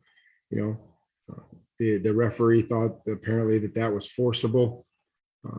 So again, the key word there when you're looking at those blocks of why a certain block is blindside and why it's not, they're looking for forcible contact. So in his opinion, it was forcible. As far as grounding goes, every time I've asked about grounding, I hear the same response that there's a lot of leeway. I don't think that there should be leeway in rules. However, I guess sometimes there are. The quarterback has to be under duress. And if he's still in the pocket, that ball has to go towards an eligible receiver, or have an eligible receiver somewhere in the area. They explained to me that they thought that Gesicki was in the area. Whether he was throwing to him or not, whether Gesicki thought he was even going to get the football, I guess that doesn't matter. So that was the explanation that I got. And again, I know that there's a lot of leeway when it comes to protecting the quarterback and intentional grounding. Steve Lyman? Hey, Mike. Several guys yesterday talked about the accomplishment of winning the division and getting back to the playoffs, and how this is the new standard around here, but that they're not done yet. I'm just curious, from your perspective, do you feel that you guys have elevated the standard in the last couple of years? And is that, I guess, kind of a good thing that, it's no longer just new or novel to get to the playoffs or win the division, but they're looking for more? Yeah, I think we're always looking for more. That's our goal, is to win championships, and it starts with winning the division. Guys were excited. They put a lot into it. I'm happy for them, but this is a huge week. This is another critical week, and we'll treat it all the same way. But for some guys on our football team, this is be the first chance that they have of playing a playoff game in the National Football League eventually. Or some guys have already come up and told me this is their first winning season that they've been a part of, and they just appreciate the type of football team and the type of organization that we have. John Glennon? Hey, Mike. Last time you guys played Houston, a tough afternoon for Ryan, but in the week since, really cut back on the turnovers. Are there some things that he is doing better, in particular, that he's been able to cut back on the picks? It just it was a tough day overall. Weather and just mistakes, and a lot of things contributed to that. And we know you can't win when you turn the ball over as many times as we did. So Ryan's no different than everybody else. You come in and you focus on the things that you can improve, and try to look at the things you're doing well and continue to enhance them. And I'm confident that Ryan will start this work week off well in his preparation and continue to improve as the week goes on. Joe Rexrode. And Mike, on those rushing numbers Chris referenced, I'm just wondering, over that time period since you lost Derek, is it accurate to say teams have defended you guys differently, maybe a little bit less emphasis on the run, maybe tougher on the pass game, or no? No, that's not accurate. Would you say that something that you heard from somebody, or is that no? But just obviously Derek draws a lot of attention. The Dolphins and the Patriots, they most everybody plays us with, the Steelers, mix in some too high safety, but I mean, the 20 run pressures that the Dolphins called, I don't think they were calling them to defend the pass. Buck.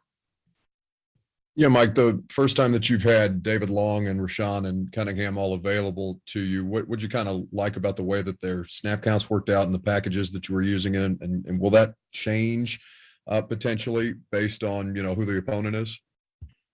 Yeah, I mean, I think a lot of that will change. I think just getting guys back in there, and I know that David was excited to be out there playing and, running around, having a role and helping us and came up with some tackles and, was able to catch the tip ball or the batted ball or whatever, the drop catch, whatever you want to call it. But, he's got an energy and he's excited. And, I think he came out, favorable, so hopefully we'll continue to add pieces and then have to make decisions and, looking to get Dave, Jayon back, and, we'll just kind of see where everything goes.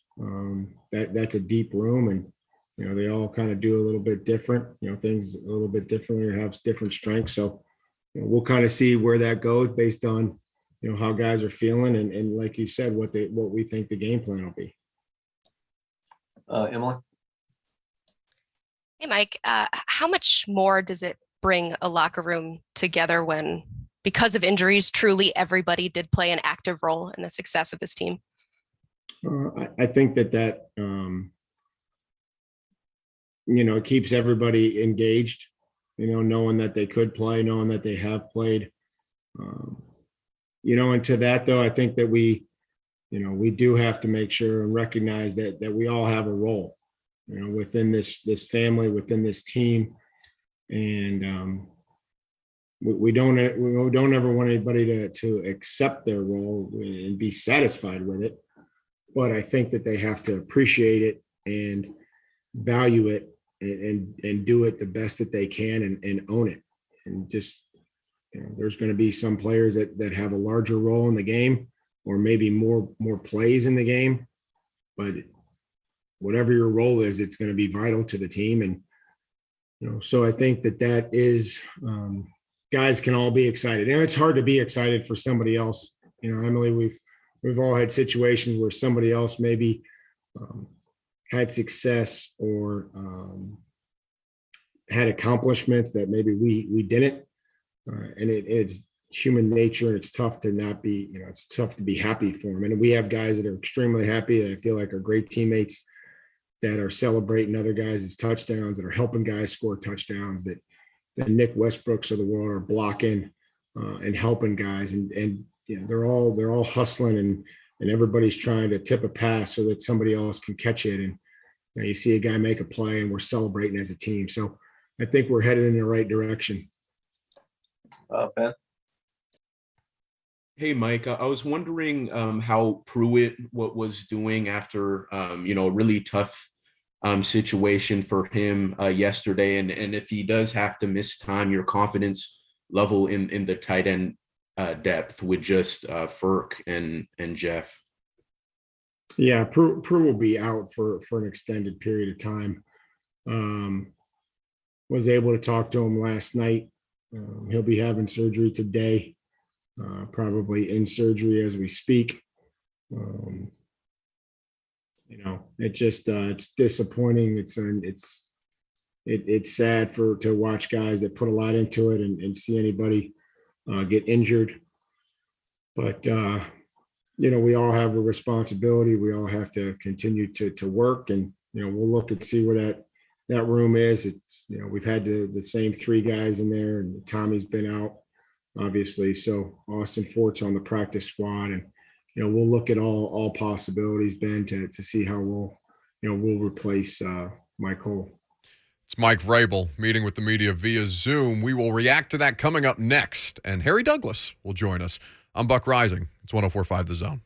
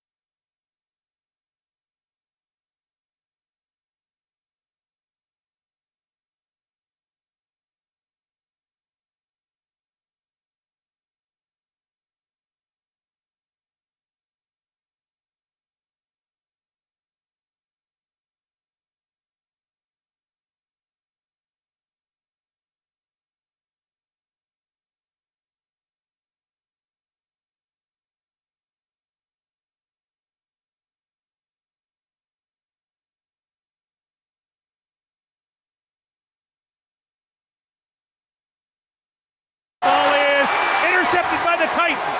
Intercepted on a deflection by Long. And he is ruled down at that point where he made the interception. Turnover differential. Titans finished on the right side of that yesterday, too. Welcome back. Buck Rising here with you for just about 30 more minutes. We got Harry Douglas. Harry's going to be here in 6 minutes from now. Super Bowl prognosticator for the Tennessee Titans. Harry Douglas, the only one. Have you watched that clip of Harry on First Take with Acho? Which Acho? Sam Acho. Sam Acho. Yes. Emmanuel Acho is now with Fox. Fox, correct. And Emmanuel Acho is the one who is saying ridiculous things like either Cam Newton needs to retire or I need to retire. And SEC bias. Yeah, okay.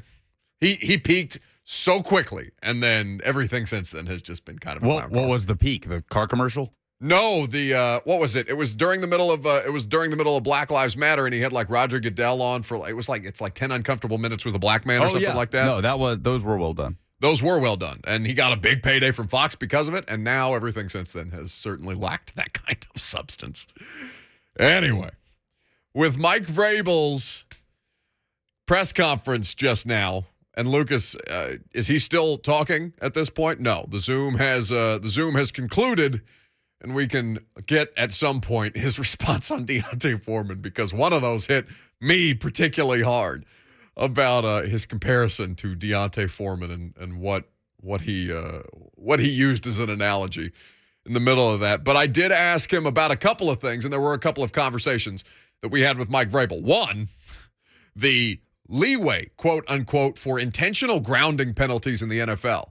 That non-call on Tua yesterday, where they said he threw it in the direction of Mike Gesicki when it was like 10 yards in front of Mike Gesicki, just directly at the ground. Vrabel said that he has asked about intentional grounding before.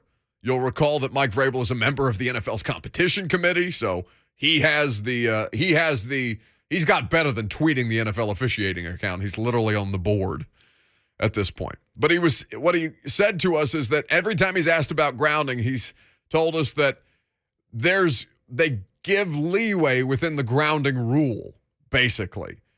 And what Mike believes, as far as grounding is concerned, or any rule, is that there shouldn't necessarily be leeway within the rule, right? You add that element of subjectivity to the officiating practice and to the officiating process, and then you create those kind of, I'm not going to call them egregious, because technically if there is leeway within the rule, then you can't say that they didn't follow their own rules in that moment. But it does create these issues where that's points. That's the only time that they had points, if I recall, because if he'd have taken an intentional grounding penalty for a loss of yardage and downs, they would have been out of field goal range. Those were the only 3 points that the Dolphins mustered yesterday. But with all of that, I also asked Mike Vrabel about David Long, Rashaan Evans, and Zach Cunningham. It's the first time they've had those three at inside linebacker available. And I don't know if I was surprised about it. I guess I should say I was pleasantly surprised to see that they played the two best linebackers more snaps. Zach Cunningham and David Long played the most snaps yesterday at inside linebacker. Rashaan Evans played the third most snaps, obviously, among the inside linebackers. He had 22 yesterday. So they've got a good rotation. And now with the whenever Jayon Brown ends up returning from the COVID protocol, because remember, Julio Jones, Kendall Lamb, all still in the NFL's COVID-19 protocol at this point. I imagine we'll see some movement on that, if not today, tomorrow. All of that said, you now have a inside linebacking core that allows you to basically play matchup football every week. Because those guys, I mean, there are some redundancies between David Long's skill set and Jayon Brown's, for example, or between Zach Cunningham's and Rashaan Evans. But you now have three different players at minimum until Jayon returns for you to be able to play matchup football basically on a weekly basis. That's an advantage for Mike Vrabel and Shane Bowen's staff. So for all of that, Lucas, do we have the stray cat comment by Mike Vrabel? We'll find that later on after Harry Douglas joins us, perhaps. But I did think it was interesting to hear Mike talk about You know, the fact that home field advantage hasn't been as big of a deal in the NFL across the league this year, that was something obviously we saw go away at a much bigger rate last season because fans were not in attendance. And for them going on the road next week, I thought one of the best moments that I heard in the post-game locker room last night was somebody telling Taylor Lewan that the Bengals lost. Now, I don't know if you had seen how the Bengals lost, or excuse me, how that the Chiefs lost. The Bengals won.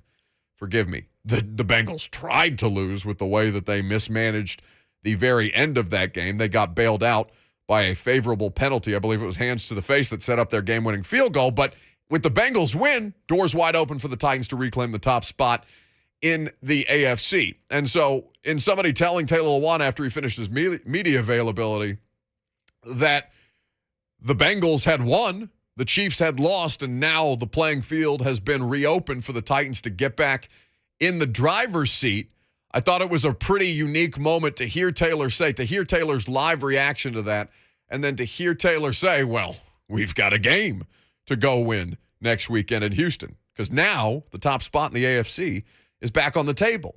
And if the playoff road runs through Nashville, how much of a home field advantage there is this year can be disputed, but there's no question that life gets easier for the team who gets that first round bye and home field for the playoffs. Let's bring in our guy, Harry Douglas, doing work for ESPN. You can see him on First Take. He was on ESPN radio all morning long. He is one of two people in my life who I saw stand on the table, 10 toes down, and say the Tennessee Titans are going to the Super Bowl this year. Harry, how are you, my friend? I'm doing well, Buck. I'm glad to be on with you, my man. So what have you made? So it's been a while since we've caught up with you. What have you made at the Titans this year, and how hard do you want to laugh in Sam Acho's face after the way that he laughed in your face at the time? Well, see, I don't do it to get the laughs in, Buck. You know what I'm saying? I just try to speak facts. That's all I try to do. It's because you're a pro. And one of the things I knew about this Tennessee Titans football team, not just playing there, but following them within my media career, is that number one, they have a great leader of men. That's their head coach, Mike Vrabel. And I understand the brand of football they love to play. Another thing I know about this team is that they don't make excuses. They've been down people year in, year out, right? And then you look at them and the Baltimore Ravens, two of the most depleted teams, I think, this year in the National Football Team when it has come to injuries. But for some reason, the culture of both of these teams have taken over, and they have overcome those injuries. The Tennessee Titans right now, they're sitting at the top of the AFC, looking to finish things off this weekend against the Houston Texans, but they won back-to-back AFC South championships. And I got to give praise to the entire organization because a lot of people think that might just be easy to do. No, it's not easy to do. It's not easy to do at all. But I do know this game this weekend, the Houston Texans got the Titans the first time around. They were a little banged up, but now it's revenge. It's time to go out there and show up and show out and claim what's theirs, and that's the number one seed in the AFC, period. And I think this team, getting the number one seed, I think the Tennessee Titans are the most dangerous team in the National Football League. I'll say Green Bay in the NFC. We all know about the frozen tundra and playing up there. But in the AFC, getting the number one seed because you're only allowing guys to get healthier, especially Derrick Henry, and Julio Jones as well. I put him up in that category too. And then they get to play at home. Right? Having a bye and having to exclude one game to get to your common goal is a big deal. And I think this Tennessee Titans team is destined to do great things this year. It's just a start right now, though. Harry Douglas is here with us on 104.5 The Zone. Of course, you can see him all over ESPN, on national television, on national radio. He's on the sidelines, the biggest games in college football right now, so make sure you're keeping up with Harry socially at HDouglas83 on Twitter. You talk about playing at home, Harry. When you got here in 2015 after starting your career in Atlanta, home field advantage wasn't a thing necessarily here in Tennessee. Yep. This was a much different franchise. Taylor Lewan was on the sidelines last night crying, Harry, because of how much different this environment, this fan base, this franchise is from the time that he was drafted here in 2014 and the time that you played here. How How much of a turnaround have you seen from this organization since you were here? A major turnaround. And Buck, I've had the opportunity. I even seen you on the sideline of some of the games that I came to this year, and not just this year. I've been to games last year and the previous year before that, and seeing how effective this crowd has been in Nashville, Tennessee. That team feeds off that energy. Those players, they love it when those fans show up. And I think it's a thing of beauty, man. That's what football is all about. That's why I'm thankful we're able to have actually fans in the stands this year compared to last year, because fans make a difference, right? And I think they deserve to be in there rooting for their teams. And whenever a team can use the fans as their home field advantage, you gotta respect that and accept that, and you have to love it as well. Harry Douglas, our guest here on 104.5 The Zone. Harry, when we've talked about the Titans this year, the injuries have been at the forefront. You brought up the Baltimore Ravens dealing almost equally at this point with the amount of different players that they've had to use. But the replacement of Derrick Henry was something that a lot of us thought to be, almost impossible based on how special of a player he is and how they run their offense here in Nashville. They have found ways to do it with Deontay Foreman and with Dontrell Hilliard. The harder player for them to have replaced this year when they didn't have him available was A.J. Brown. As a former wide receiver, as somebody who understands the position and has worked with many great quarterbacks in your career, when you talk about how big a difference a stud wide receiver can make for the passing game, how much more confidence do you see Ryan Tannehill playing with just because he knows he has a reliable, above-average option out there? Confidence is sky high through the roof. And I'll say this, A.J. Brown is tough. He's physical. He's a matchup nightmare, and I would choose him against anyone at the corner position. That's how much faith I have in him. So I know Ryan Tannehill feels the same way. And whenever you have a guy, man, that can make the tough catches, go over the middle, don't care about getting hit, and most of the time he delivers the punishment, breaks tackles, but has the breakaway speed to do it as well, then you got to take that guy. Then you look at last year, the game against the Baltimore Ravens in the playoffs, where they tried to match Marlon Humphrey up with them, their best corner, and he took him to school. So you feel pretty good as a quarterback understanding that, hey, I can throw this football to A.J., and only three things can happen. It's going to get caught, it's going to be an incomplete pass, or he's going to get pass interference. That's the mindset of a quarterback when you have a number one guy like a A.J. Brown. And I told a lot of people, but when this team was down and they were playing without Derrick Henry, they were playing without Julio, and they were playing without A.J. Brown, I said, y'all mess around, let these Titans mess around and win these games while these boys out. And they held the fort down. I got to give a shout-out to all the guys who were able to be healthy and go out there and perform each week, because they held the fort down enough for two of those guys to get back. I know Julio was on the COVID list this past week, but he's going to be back. And then Derrick Henry, things are looking bright in that direction for him to get back and play a King Henry-type football, playoff football, I should say. It is certainly an exciting proposition for Titans fans, because that's the guy. There's a lot of reasons why the Titans are a good football team, but that is the guy here in Nashville, Tennessee. On the subject of Julio, Harry, he's had so much that he's had to try and overcome this season from a health standpoint. It has to be eternally frustrating for him and for his just ability to try and contribute, because he's still obviously got the ability to make meaningful contributions to a football team. That hamstring's just betrayed him. I wonder what you've made of Julio's experience here in Nashville, and if you've talked to him about it at all, given that you guys spent so much time together. Yeah, he loves Nashville. He loves being there and playing for that organization, and he loves the mindset of Coach Vrabel and just how everything is going, besides not being able to be out there consistently. But this is the stretch right here. This is the end of the season, not a playoff stretch. This is why you bring a Julio Jones in for playoff stretches like this, potentially for your organization and your team to go to the Super Bowl. So I look forward to seeing him out there. I look forward to when I can see A.J. Brown, Julio Jones, and Derrick Henry, some big boys right there now, some big guys, all out there on the football field at the same time in that two-tone blue. Harry Douglas at HDouglas83. Catch him on ESPN. You can follow him on the socials to see wherever Harry is on any given weekend, because he's traveling with College Game Day, doing a lot for them in the pre-show, getting the people hype at whatever campus he's visiting, or at this point, whatever bowl game that he's visiting. Harry, you're killing it, buddy. I'm so happy for all of your success, and I always appreciate when you stop by. You always make us a little smarter. Appreciate it, Buck. Next up, the national championship rematch, Georgia versus Alabama. Spicy. SEC. Harry, take care, buddy. I'll talk to you soon. All right, Buck. Harry Douglas there with us on 104.5 The Zone.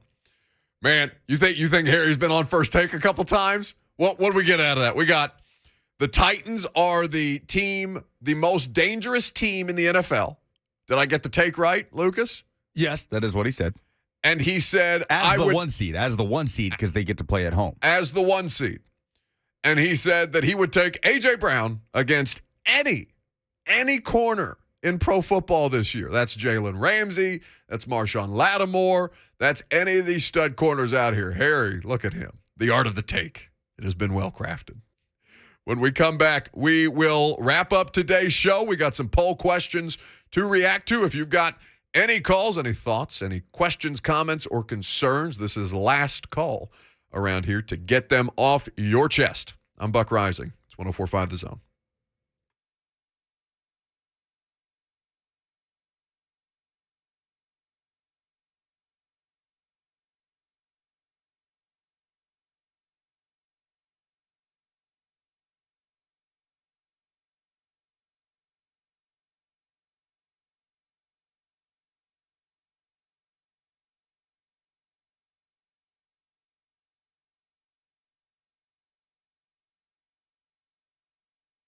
Listen, I've been telling you all of 2021 that I don't want you to go through another year with awful joint pain. Now, 2022 is officially upon us, but that doesn't mean that you can't still accomplish that resolution. Resolve right now to get yourself moving again for 2022. Hey, it's Buck Rising. It's time to call QC Kinetics, non-surgical regenerative treatments for joint pain. We're talking lasting results using those natural biologics. No surgery, no pain meds, no steroids, and no downtime. Really, really exciting stuff that they have going on at QC Kinetics. When we talk about the use of natural biologics, regenerative, restorative treatments that actually encourage your body to heal itself using highly concentrated natural biologics. Patients love it for hip pain, knee pain, shoulder, and back pain relief. You can resolve this yourself. You can resolve to go through this next year without those nagging issues. Don't let them keep giving you steroids, and don't let them tell you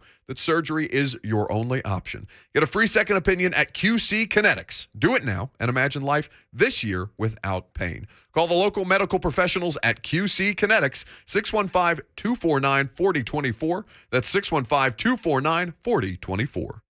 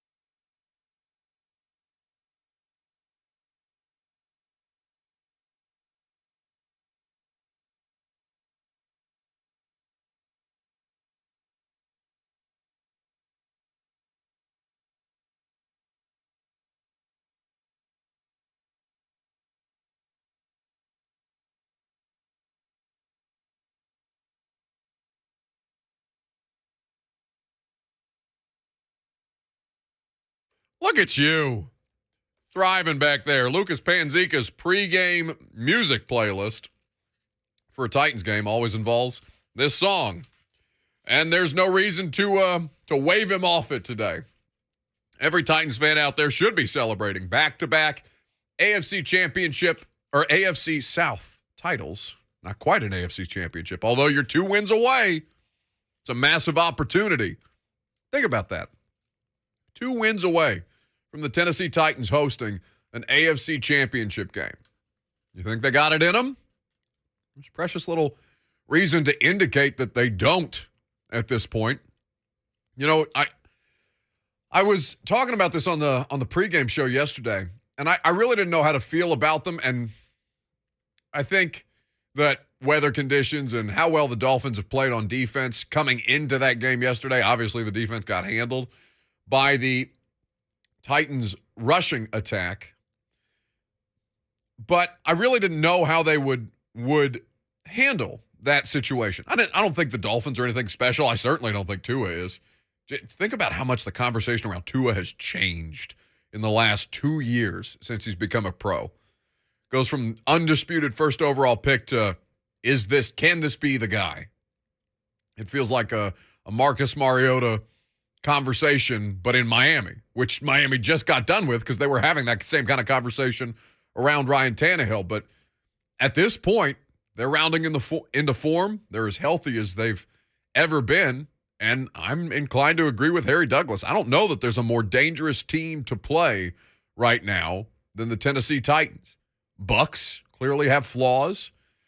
I think the Packers, the defense looks great. By the way, I saw somebody tweeting out something. Dennis Kelly started at right tackle last night on Sunday Night Football. Dennis played great. And not just by eye test, but by the nerds' numbers as well. He's been so good for them this season. He's been a reserve. So we're happy for our friend Dennis. But Packers obviously dangerous as long as they've got the guy who's probably going to end up being MVP. Aaron Rodgers probably going to end up being the MVP again. And at this point, I'm looking at this and saying, outside of Aaron Rodgers and those Packers, given how good their defense is too, I don't know that there's a more dangerous team in the NFL. Pretty good stuff. Polls. Stop the count. Stop the count. The polls have closed and the votes have been tallied. It's the segment where bias takes over and nuance goes to die. Now, here's your favorite Buck Rising Show daily correspondent, Lucas Polzica. Most impressive part of the Titans' win yesterday. Puka says the defense was an overwhelming blue tidal wave that left poor Finns floundering. Look at Puka. My God, there was alliteration, there was dominance, there was excellent wordplay. Yeah, the Titans were great on defense yesterday. And they didn't just beat up on the Dolphins. They outplayed the best part of the Dolphins. That Dolphins defense paled in comparison to what Tennessee was able to do. Which is what Goody brings up when he says pass protection. Gave up 1 sack, I believe. Against the NFL's leading team as far as getting after the quarterback is concerned. They came in with 45, they left with 46. And given that Ryan Tannehill has now been sacked 46 times and only one of them came against the Dolphins, feel pretty good about where the protection was yesterday. They had a good plan in place. The running game was obviously a part of that. And I thought it was interesting to hear Mike Vrabel say, teams aren't defending us any differently when it's Derrick Henry in the lineup or when it's Deontay Foreman. It's because they're very much sticking to the style of play that makes them them. Right. Farsender says Foreman was the most impressive part of that win. Which Coach of the Year candidate would you rather have over Mike Vrabel? Matt LaFleur, Bill Belichick, Zach Taylor, or none of them? 64% don't want any of them. 15% say Zach Taylor of the Bengals, 12% go Belichick, 9% say LaFleur. If you're going off name brand alone, you're probably going to say Belichick, right? That's the only one. Zach Taylor, what Zach Taylor and the Bengals have done, Zach Taylor deserves to be in consideration for Coach of the Year. What Matt LaFleur has done is impressive, but also he has the great advantage of Aaron Rodgers at quarterback. I don't know if we're talking about historically versus right now, I don't know that I would take Bill Belichick over Mike Vrabel if I was, a fan of a certain team. If I was starting an NFL franchise today and you told me you could pick any one head coach in the NFL, it would probably be between Belichick, Brandon Staley, and Mike Vrabel. And maybe it's just because I work here and I live here and I cover Mike. I know how good he is at what he does. I might be inclined to lean Vrabel. Is that blasphemous? I don't know. Me neither. Next. It's a debate. Why are some people saying the Titans are, quote unquote, the worst one seed in NFL history? Kenneth says a strong defense, field position, and an efficient running game is not sexy. People aren't getting the Julio A.J. Henry explosive plays, so they assume the Titans should fail. Yeah.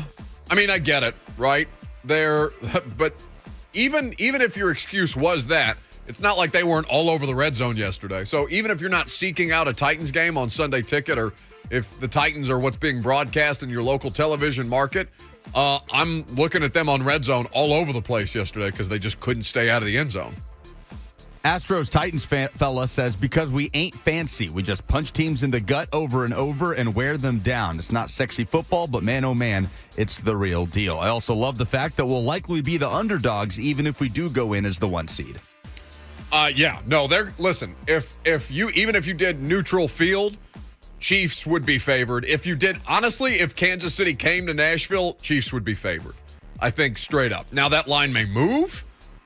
The Mahomes situation, their defense wasn't great yesterday. I've watched a little bit of that Cincinnati-Kansas City game back, and I know that there was officiating issues that Chiefs fans were complaining about as well. Rightfully so. I don't know. I think that there is a good matchup between Kansas City and Tennessee, and I don't know that Kansas City should be favored on a neutral field, but they probably will be. Who will be the best Manning cast guest tonight? Bill Cowher, Roger Goodell, Aaron Rodgers, or Snoop Dogg? An all-star lineup. 55% say Snoop Dogg, 29% say Rodgers, 8% say Cowher, 8% say Goodell. If they find a way to make Roger Goodell interesting, they deserve whatever award. I mean, it's the Emmys in television, right? Give them all of the sports television awards for making Roger Goodell interesting. My expectations for that are super, super low. Unless Goodell does it from his basement with that same armchair that he did the 2020 NFL draft in, that for whatever reason they decided to run that out for the 2021 NFL draft and put it on the stage. I bet he does. Oh, for sure. Well, somebody in the NFL has to be good enough at marketing and PR to say, hey, Raj, this makes you a little more relatable. Maybe bring the sweater vest back out, bud. We'll see if you can't make some money on the Manning cast. We'll do it again tomorrow. This has been an exceptional show. Check out the podcast if you missed any of it. It's the Buck Rising Show, your favorite podcast app. But you get to keep being entertained because Blaine and Mickey, they got you covered coming up next.